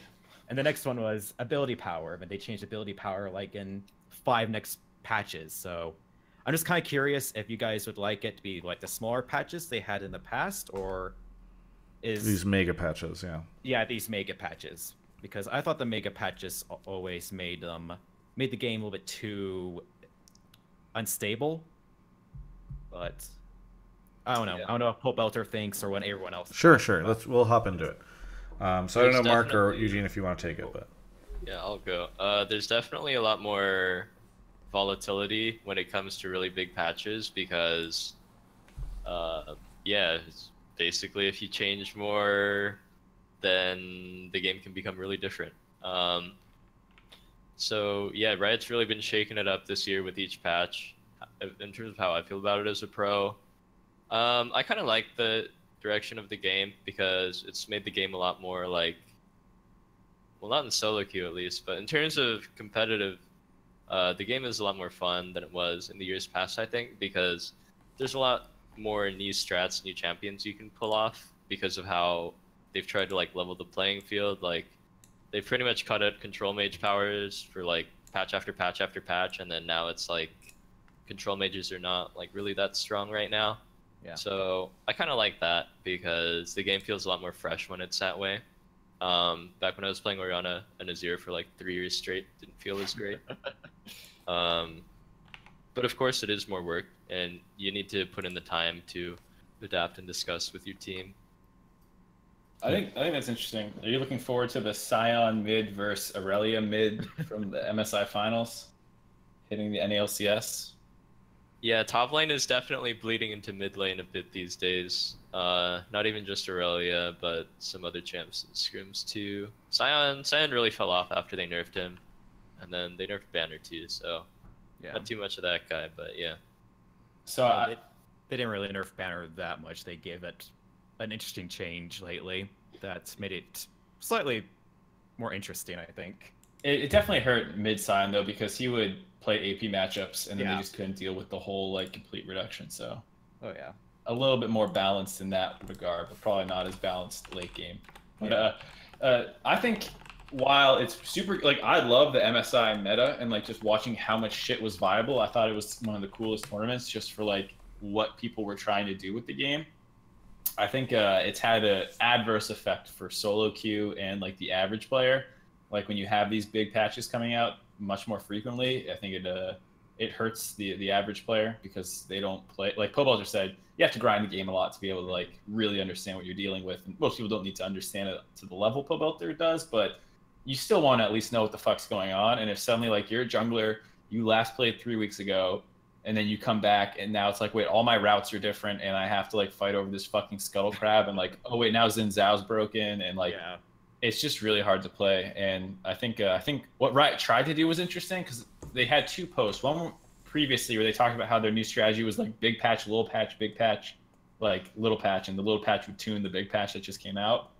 But even that feels like it was a little much. And then with the mid-season update, instead of having one fatty mid-season update that they normally do, they would roll out each class's thing one at a time. So they did like the jungle, then they did mid, and then they did AD. I forget the order, but they rolled out the changes at different times. So I think it was very interesting what they tried to do, but I think it's ultimately probably hurt the average player's experience, unfortunately. Just kind of from an average player perspective, like I think you hit on the mark where it was I would not play for maybe a few days or a week or so. I'm like, oh well, we got a new champion, and wait, mage changes? What, didn't you do this like a few patches ago? Now you're changing all how the mana is, and just a bunch of stuff. It's been really weird. I just never seen. I personally just don't remember it being this crazy with all the patch changes. Yeah. Yeah, I think MSI in particular, instead of just being one big change, or not mid MSI, excuse me, but the mid-season patch was, I think, very disruptive with how they did it this time. Very good. Well, thank you so much for calling in. Thanks for having me. How? Sorry, keep forgetting. I've been trying to get on. I've been subscribing. You've been pronouncing my name wrong the whole entire time, so I'm glad I've been. When have I have you like subbed or something? Is that when I've been? Oh yeah, I subbed. I've been subbing for since January. Oh, thank you for your sub. I usually try to shout them out, but I don't think you have your Discord linked or whatever. But I've been trying to. I'm making sure. I thought I was subbed, but it's not. Well, maybe relink or something because it doesn't show up. But either way, thank you so much, Huck, for your support. Thanks for the call. Really appreciate it, and hope to have you again on in the future. Yeah, hopefully. Yeah, thanks. Not to say I play favorites, but you give me some nice audio, a reasonable, interesting question. You might have a higher chance of being a repeat on the show. Yeah. Not saying anything. Very good. Well, we're moving on. We got about 4 more callers, and then Pobelter will finally be free. Looks like he's getting a little tired. Brett0727 donated $2. Hey Travis, keep up the top tier content. Let Pobe know I found some of his old code, and that he was a young prodigy. Much love. Did you use the code? My old code? Yeah, I took comp sci for like 4 years in high school. Well, you cheating off my old homework, dude? This person found your code, I guess. You were a young prodigy with code. Is it a Hello World? Drop one of those on him. I don't really think I was a very prodigious computer science student. I was like good, I guess, but yeah. What's the craziest thing you made? I didn't really experiment that much. All I did was follow the school assignments. Crazy Miner 51 is on the show. Crazy Miner 51, hopefully you unmute yourself. But where are you from? Gotta unmute yourself. Sorry about that. Yeah. Phoenix, Arizona. Phoenix, Arizona. It's quite toasty here. Yeah, another warm location. What do you want to talk about on the show today? I want to talk about effective practicing in League because, like, multiple times when you've had pro players on the show, they talk about how, like, they end up doing triple scrim blocks, and then, like, Ole was on the show, and he's like, yeah, I've just been doing nothing but practicing and sleeping for, like, the last 6 days, and, like, and how pretty much they keep on working towards things, but, like, at a certain point, you're practicing for the sake of practicing instead of practicing for, like, the sake of getting better at the game, or, like, practicing certain things, and I wanted to take Pobelter's opinion on that. So, like, how much practice is just too much practice? Yeah. Because you think... This is an interesting topic to me because I've heard many times, like, a new team comes in. Like, I think Immortals even said this their first year where Noah was like, players are just playing way too hard. We need to get them to play less. So we're going to only limit our team to these number of hours. And then I think maybe the team started slipping at one point in time, and all of a sudden they went back to the same schedule that other teams have. I've read this a ton of times, right? So I have the opinion that it's really unfortunate how much pro players practice, but it does seem like the more you practice, the better you become. I don't know. What are your thoughts on all this, Eugene? Well, on IMT we never did that. Noah might have said that at one point, but we always had the same schedule as every other LCS team. Gotcha. Which was, yeah. You know, I don't really think there is such a thing as too much practicing. I think you're practicing too much when you're just like tired and you can't focus on that game. But for a lot of people, that's not until you have been playing for like at least 10 hours. Like for me, I don't start to get tired until the end of the day after like a long day of scrims and like a couple of games of solo queue. That's when I start to get tired, and then even then I can still get some stuff out of solo queue if the games are good. So yeah, I don't really think anyone practices just to say they practice. Like everyone is always working towards some goal, some concept they need to improve on, or some champion they need to learn. It's just that, yeah, League is just like a really, what's the word I'm looking for? Complex game, I guess. And there's always like some little bit of knowledge or some little concept that you can improve on. Do you think that solo queue like gives you better obviously scrims are better practice, but solo queue as worth it as like the amount of time that you put into it, like at the end of a day of scrims or something like that? It's definitely, playing solo queue is definitely preferable to doing nothing at all. Like it's not ideal, but So that's the reason why teams will just triple block a lot. We've been doing some triple blocks too. But yeah, I mean, essentially, it's like, are you gonna practice more than the guy next to you? Because if you don't, he's probably gonna be better than you. That's just all it is. I think it's especially interesting with non-physical sports or in competitions because like the human body breaks down after a little bit with like basketball and football where it's like your muscles physically need to relax, but with League you don't really get that problem, and obviously a lot of other games. And so, you know, it really does become like what Pobelter's saying, like assuming the other guy is not getting super diminished returns on the extra hours he's putting in, those will accumulate. If someone puts in 2 more hours a day over the course of, you know, a 90-day season or something like that, you put in 180 more hours of practice than you. If you factor that over a couple of years, let's say, like the guy who's working harder and has that constant work ethic will sustain themselves, I think. So, you know, it's pretty tough world, and that's why Pobelter, when the other caller came in and talked about how many games does he need to become good and things like that, like it's a pretty fucking high number. Yep. All right. Crazy Miner. Oh, go ahead, Mark. I have actually a question kind of along the lines of like efficiency practice. Like, Pobelter, did you guys ever, I think I heard Zix talk about with like CLG, they had set some like funny rules for their scrims and stuff like that to try and like win in like a way that they want to win. Like, I think I heard him say once that like they weren't allowed to take Baron off like a random team fight or something once, and that they had to like bait it properly, or maybe it was they can't take inhibs or something. I forget what they did. Do you guys ever set like restrictions to get a certain type of practice or like drills or anything like that? We don't really like plan it out before the scrim, but like let's say we're really just stomping all over a team in practice, then we'll just like start to be like, okay, we're probably gonna win these guys anyways. Not that winning is an important part of scrimming, but basically we're like this far ahead of this team, so we can afford to like give ourselves these limitations and try and execute this strategy particularly, or win in this method. If we get that kind of vibe, then we'll set it up like that. But yeah, CLG is definitely a kind of team that like to do it like that. I remember, funny story, one time we were beating C9 so hard, this was back in 2015, we just all role swapped. I think we like logged onto each other's TR's accounts so they wouldn't get suspicious, and we just all role swapped, and we were still beating them every game. So yeah, it's just kind of a thing to do if you feel like you're just gonna, like, they're not like super challenging already. Like, you can set up challenges for yourself and still improve in that way. Yeah, I'm sure you guys go into like scrims with like a certain goal though, but you want to like practice this for like this day. Yeah, absolutely. We always have a meeting in the morning talking about, you know, things we need to improve on, strategies we want to execute during the game that, you know, we're good at and we want to get better at, or that we're not good at and that we need to get good at. Champions we need to learn, matchups we need to learn. All of those things we consider going into a day of practice.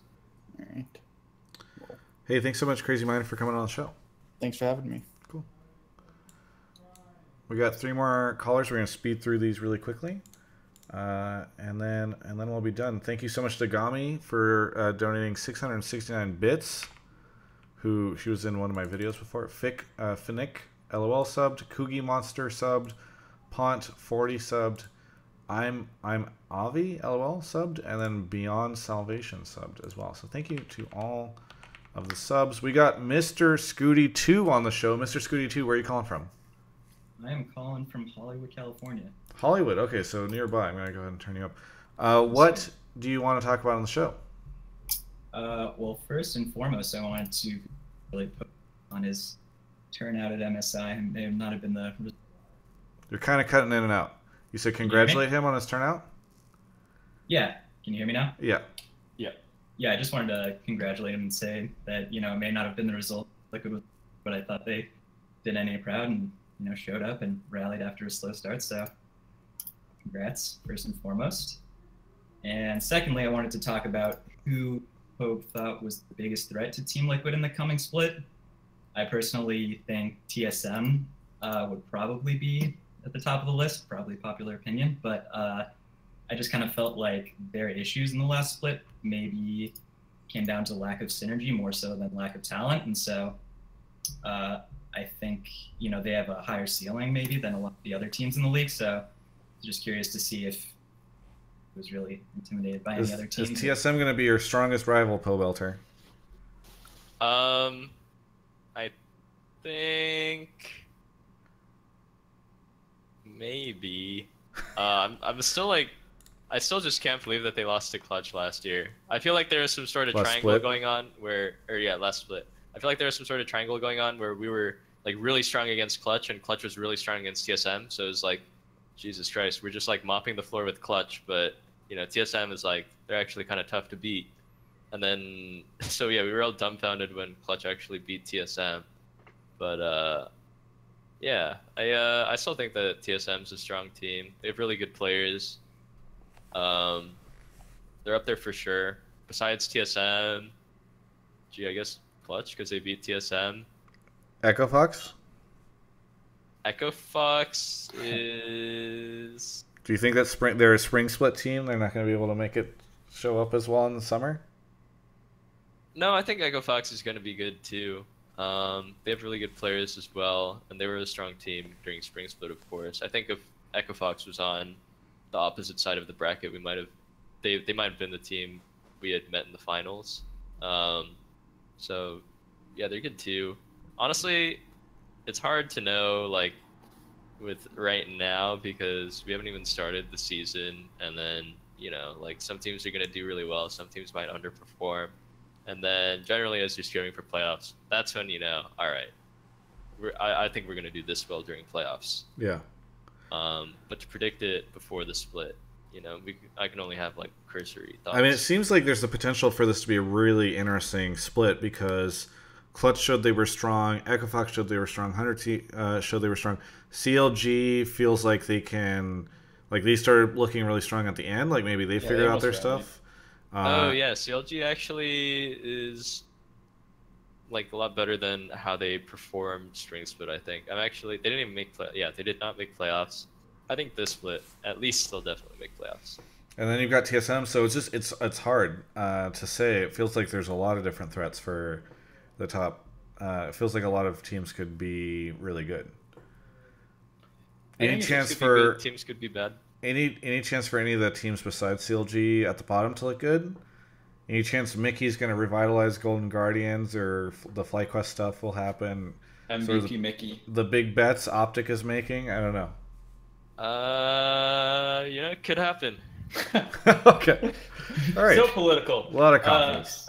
I think the way last split ended made it really hard to tell because like TSM rallied and then like 100 Thieves looked really good in the second half of the split. So I think a lot of people were looking at them. And then TSM lost to Clutch, which set up like the 100 Thieves versus Clutch, which was a really long, difficult match for them. And then Clutch got smashed and 100 Thieves kind of got smashed. And so then people were like, so wait, how good was anyone but Team Liquid really? Because it just threw it all up in the air. So I'm really excited for this split to start. Pobelter, do you guys feel like you're the favorites for a split? Yeah, I think so. I mean, we placed first the last split, so I hope we're the favorites. Yeah, it's not like we just like fluked our way to winning. Well, I think it's for some people, what especially happened last split was like it felt really meta dependent because like there was the first half of the split, which was like carry tops, and you know Echo Fox and C9 were like 8-1 over the first half of the splits or something like that, and then when the meta changed, they really fell off in the second half. So I didn't know if you think the meta will play a huge role as well this split. Yeah, one of the things we realized our weakness as a team was that we were slow to adapt on the meta a lot of the time. So that's one of like our big running goals throughout this split is to just be more flexible because, you know, when people said the meta really favored us during the finals last split, I figured that was just people kind of like trying to discount how good we were. But now I can see in retrospect that it actually was a meta that really favored us, and we were fucking good at that meta. Yeah.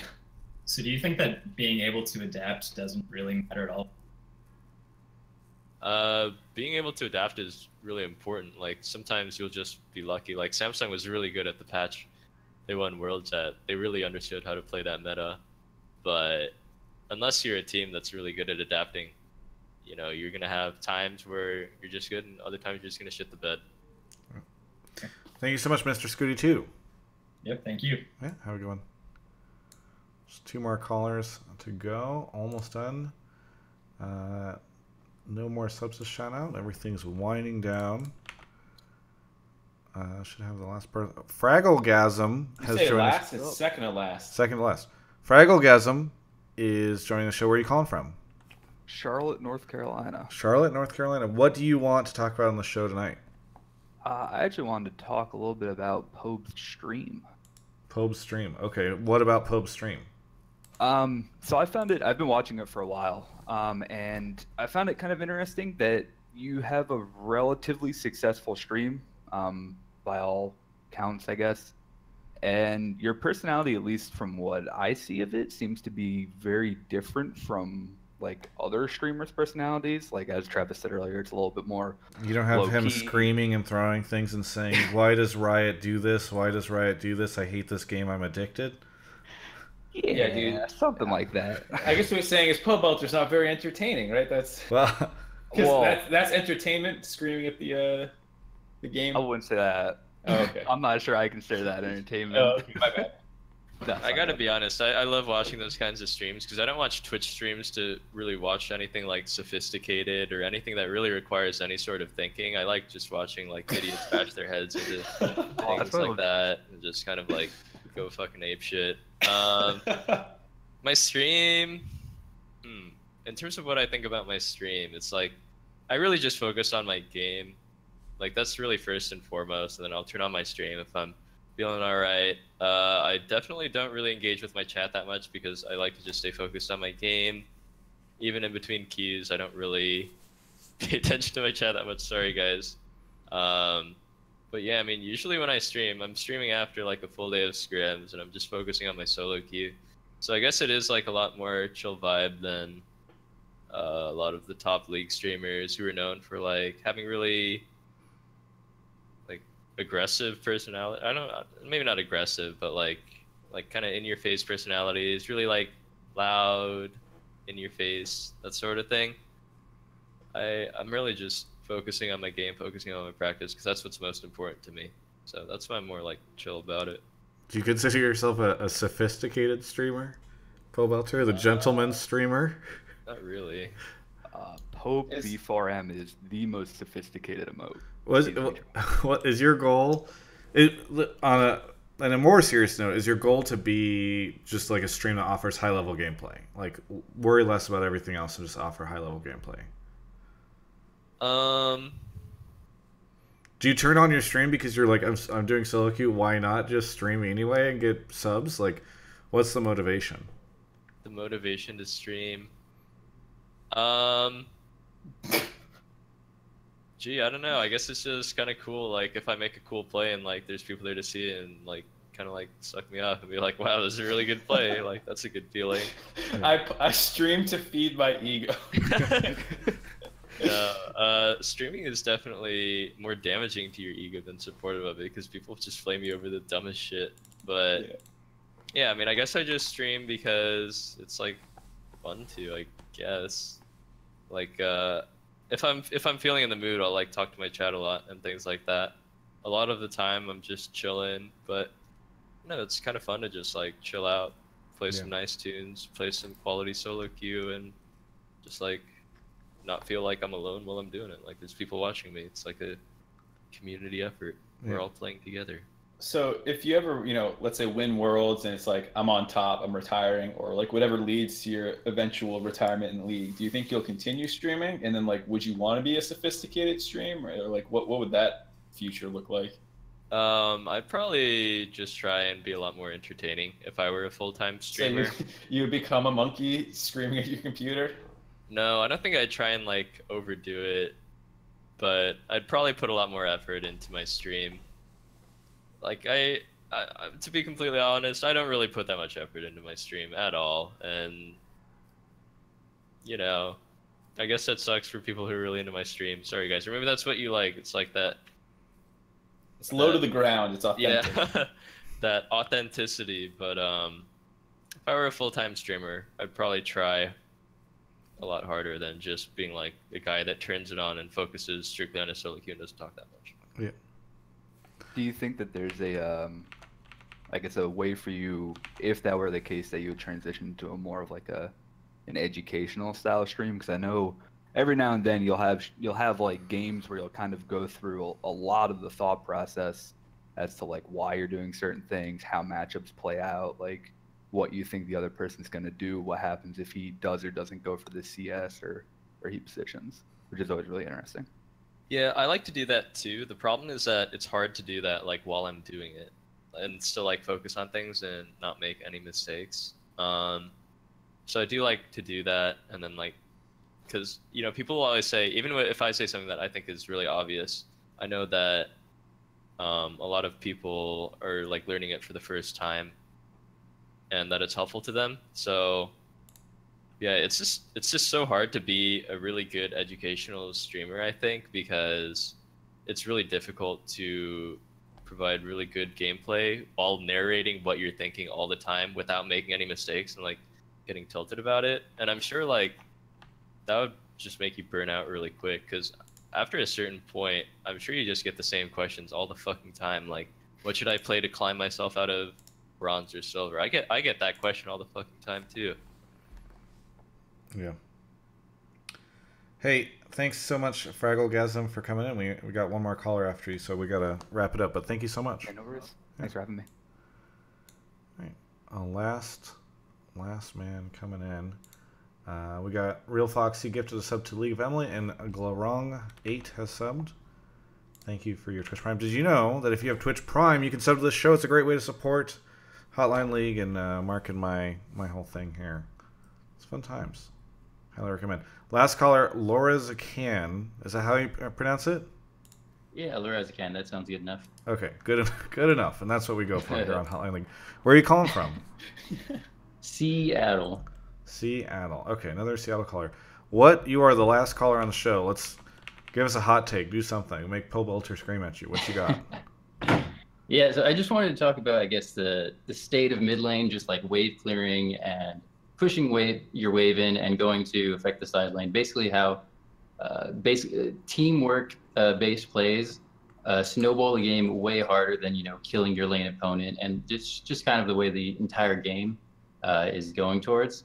But before that, I just want to say, Pobelter, I watch your streams specifically for the sophistication. You have hands down like the best taste in music by far of all the League streamers I watch. Pretty sure I've heard some like Jagged Jazz's, Mouse on the Keys, and Massive Fermenting Dregs. It's like really highbrow, big brain, big band, jazz, rock fusion. That's good. Hey, thanks, man. Appreciate it. But so on the mid lane stuff, you're just curious about the state of mid lane? Yeah, so Scar's talked about this recently, and I had been thinking about it for a while. Basically, just with changes, this has happened over a lot of patches. It's not like something super, you know, recent. It's kind of been creeping. Changes to runes, items, stat changes, EXP range changes. It's just become a lot harder to stomp your lane opponent, and it's just not worth put yourself in a position to get ganked and lose mid pressure. Really, all you do mid is push in the wave and roam to fight a side lane and try to do something there, or help your jungler, even just put down vision or get the scuttle or whatever it is. Do you see any way that this could like ever be changed? I don't think it really can be. I think pro play has just gotten people so good at the game. This is just people getting better at it. I don't see how Riot could change this without like completely changing or breaking the game.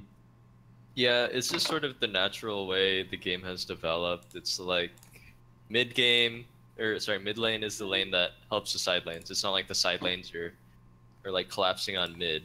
That's way harder than vice versa. And it's happened for a lot of reasons, you know, like the position of the lane relative to the other lanes, and like just the kits of the champions that are played mid a lot and are safe in the lane. Yeah, but sorry, were you asking me how I feel about it?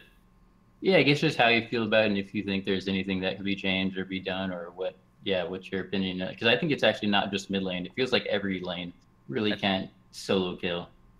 I think the game is most fun when it comes down to just like 2v2 fighting around mid, like not necessarily playing a brain dead champion like Talon or Soul and perma shoving every wave and just roaming down to bot, but when like the enemy jungler is trying their best to stop the mid laner from pushing out and our jungler is helping too. That's when I have the most fun, and that was really never how solo queue was, I think. But right now it just feels like a lot of level 2 cheese ganking, just a fuck ton of early ganks, like one camp gank, and then whichever team succeeds in just like screwing a lane completely over, usually bottom lane, because bot lane is the most easy to fuck over in this meta. The game is just doomed, because once they get fucked over that one time, they're just gonna keep getting fucked. That's what I kind of don't like about the game in solo queue right now. That's happened for a lot of reasons, right? I probably didn't predict this is the way the game would turn out. What with like the jungle EXP changes and Scuttle Crab nerfing a lot of the mid laners from control mages which made more room for champions like Talon and Soul, and like even champions like Jace that are just like super aggressive early and can roam down a bot and influence the game that way. I think there's definitely still some fine tuning to do, but I can't see how. I'm obviously not a game designer. I have no idea how Riot would change it besides just like changing a ton of the champions again, or like artificially changing it or like removing some of the artificial changes. Like for example, mid turret. If you have the push before 5 minutes and you're hitting his turret, it really doesn't deal any damage because your damage is like half. They could remove that. Then it would be more punishing to play a pick that's not so strong in mid lane, because you could actually start chipping at his turret. But yeah, I mean that's just the way the game is right now. Sucks. I think some of it's like just the game getting solved a little bit more. Like the reason bot lane gets fucked the most is because there's 2 people down there. So if a play goes right, you're guaranteed to have a pretty big reward. Plus, like the dragon's down there, so you can easily turn that into something.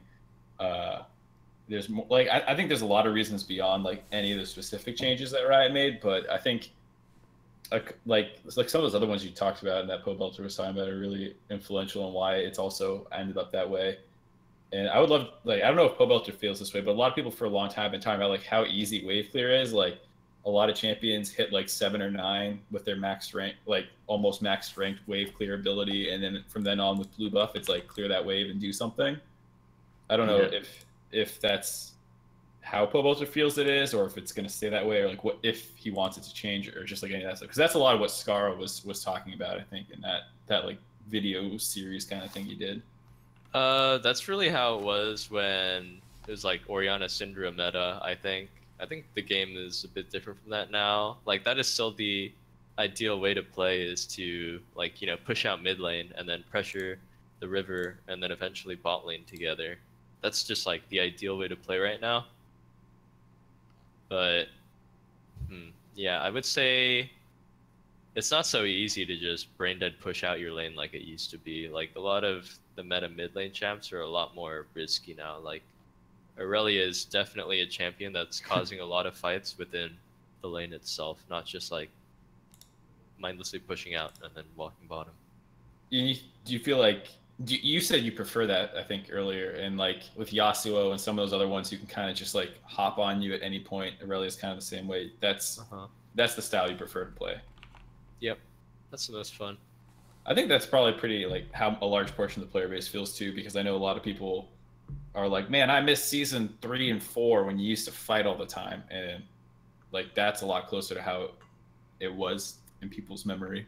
Yeah, I think right now the game just feels kind of whack sometimes because the jungler is literally ganking so much, and then there's just no wards. Like there's no wards early game because of what they did to Sidestone, and because they increased trinket duration, or sorry, the trinket cooldown duration. So you really just don't have many wards to work with early game. It's just your trinket that is on like a 3-minute cooldown once you use it once, and then yeah, just going against a Xin that's like perma-ganking every lane is a bit unfun at some points. Yeah, and I guess that is one thing that Riot did do to try to change it, is like the vision changes they made a while ago. But yeah, I mean, if they're going to make any changes, it kind of feels like pro play is going to be the death of League. Like you said, most people don't care too much. I actually don't mind the way the game is. I like the teamwork and all that, but I don't think most people do. And Wright's already talked about like, oh, the change fatigue that's going on. People, sick of them constantly changing the game, and I don't know. It just feels like a really hard problem to solve from Wright's end. Thank you so much. I think if they just oh, go ahead. No, finish your thought. Oh, I think if they just add more vision back into the game, like revert the trinket changes, and I think changing side stone would be a much bigger thing, of course. But I think right now the state of the game and how heavily, I don't even know if this is how the game is in other elos, by the way. I'm just speaking from my own perspective. But yeah, it's like early game is just decides the whole game in high elo solo queue. Like probably the first 5 minutes, you can tell which team is going to win 90% of the time. How much do you think of, like, you talk a lot about like the aggressive ganking and wards? Do you feel like it has, a lot of people talk about like the jungle cooldowns, like being too long on camps, so like you're forced to do other things in power farm or something? Do you feel like that's a part of it too, or is it more about the vision? No, I mean, ganking is cool. Like, ganking is why League of Legends is fun, right? It's not really about just farming the whole time. Fighting is what's fun about League of Legends. But, solo queue is really different from pro play, of course. But in solo queue, I don't really feel the vibe that the enemy Xin Zhao is getting punished for building Mobi boots and then constantly walking back and forth between two lanes, chain ganking mid and bot, and eventually getting a kill. Someone's gonna fuck up because it's solo queue. Yeah. It's like, oh, that's actually just maybe the best strategy. Hey, thanks so much for coming on, Laura Zakan. Yeah, thanks for having me, guys. Yeah, thanks for coming on. All right, so that wraps up the show. Mark, you got anything you want to plug? Anything you want to say? College League of Legends championships start tomorrow, motherfuckers. And I won't be there the first 2 days because I'm only doing the AD, which is until Saturday, Sunday. But it starts, and a lot of the premier cast, like, it's not me casting, guys. You have real good casters. You got Captain Flowers and Riv and all those guys casting. So, tune in. It'll be a lot of fun. And then, yeah, I'll be doing the AD later on. So, I have a shout out to make right now, which is that Scrapjack subbed. So thank you, Scrapjack. Also, thank you to LO Scamler, who just sent 10,000 bits. Thanks for everything, Travis, the whole team around you as well. League just wouldn't be the same without Travis Gafford, esports constant content. One love, seriously, man. Thank you. That is a very generous bit hit to the stream. But anyway, college stuff. What Mark said. It's a big deal. Check it out. It's this weekend. Gets you prepped for LCS, which is starting the weekend after. Yep, boy. Eugene, what do you want to say? Thanks for watching, dudes. Plug your stream? Yeah, you can watch my stream if you want. It's just my name. It's just Pobelter. If you want to check it out, you don't have to. But it's there if you want to. No pressure or anything. Oh, yeah, that's a good... Twitch.tv/Pobelter. Yeah. You got a schedule? No, just whenever I feel like it. Great stuff. Nights, like after your scrims, usually, if it's gonna happen? Just whenever I feel like it. Okay. All right. Thanks so much. I have an announcement to make. I should have teased this out more. I'm going to be starting a new show called... What? Stream Chat. We talked about this, Mark. I know, I'm kidding. Okay. I, much like in 2011 when I started interviewing people like Pobelter, who was 13 at the time, or 12, maybe 10, I realized there's not very many people interviewing streamers. And since I became independent and left Yahoo, I've been really interested in sort of the Twitch community, interviewing different streamers, or rather talking to different streamers. I did an interview with a woman named Yuna a while ago, and that really kind of got me thinking about this stuff. So I have a new show. The premise for it is that I'd announce, a day and kind of a rough time. Whenever that streamer is done with their show, I go live on this channel, interview the streamer for about 30 minutes, and then that goes up on the YouTube channel. The first episode will be on Saturday with Pokey, who's, I think, a great person to talk to, because a great personality. Mark has already said great things about his time working with her. I think she's super talented, fun to talk to her about League of Legends. and also about Fortnite, because one plan for this show is that it's not just League of Legends, it's a bunch of other things. So that'll happen on Saturday. I think she said her stream will probably end roughly around 6. So that's a show that you can check out on this channel. Kind of try to dive into some of the stories that these players or these streamers have, and kind of just try something a little different from interviewing pro players. So I'm looking forward to it. Did you get my suggestion for one of your segments? I did. I don't know if it'll be in the first episode, but I appreciate it. Pobelter, how does this segment sound to you? It's called it's kind of like a hot take, but it's more just like a uninformed opinion segment where like no judgment. It's the no judgment zone, and it's just like something you don't understand, and you just say it, and no one's gonna think ill of you. I don't get it. So you just have like a It's kind of like a hot take, but less like of a opinion and more of like I just don't like. For me, like one of you just go out and you say the Earth is flat and no one judges you. Yeah, like you could just make that argument if that's what you were gonna make. I don't know. Hot takes are supposed to be controversial. You can't say it's a hot take but not controversial. No, I'm not saying it's not controversial. It's just like, it's a place for people to be able to just say their stupid shit. Like, and it doesn't have to be as crazy as flat earthers. Like I always tell Travis, like I don't like how everyone calls themselves a streamer. Like I just feel like that's a weird thing that's happened where like. And the whole community and Twitter and everything is like, doesn't matter if you stream once a week to 3 people, you're a streamer. And it's like, bro, like I don't go ride my bike and call myself a cyclist, Like that to me is just like a weird thing that we've all like done as a community. Like everyone's a streamer, and it just creates like this weird one uniform title for everyone that doesn't apply to everyone equally, and it's just weird to me that like that's what we do. And Stream chat will debut this Saturday with Pokey. Looking forward to doing it. I don't get it. No one's. If you guys have suggestions on people I should interview, would love to hear them. And also, while this show's getting off the ground, it's great if you like the idea of this, you want your favorite streamers to get interviewed on the show, feel free to let them know, because I'm looking for more people, to be on the show. So thank you so much. Steve is in the chat spamming hang up, so he's very happy that I cut Mark off. Eugene's picking at his dinner. Thanks so much, everybody. Steve, can you call me a ride? My phone died. As you can tell, this would be a Otherwise, I have to sleep here. Tremendously successful segment. Steve, based off Twitch chat's reaction. Steve, if you want, you can call Eugene a cab. That would be great, or an Uber or whatever. Oh, he says yes, I can. Great. Glad we figured this out. You guys can talk about it over Discord or Slack or whatever. Thanks for having me, Travis. Yeah, thank you for coming on. Do you have an uninformed opinion or a hot take? About what? All right, that's been Hotline League episode 30, everyone. Thanks for watching.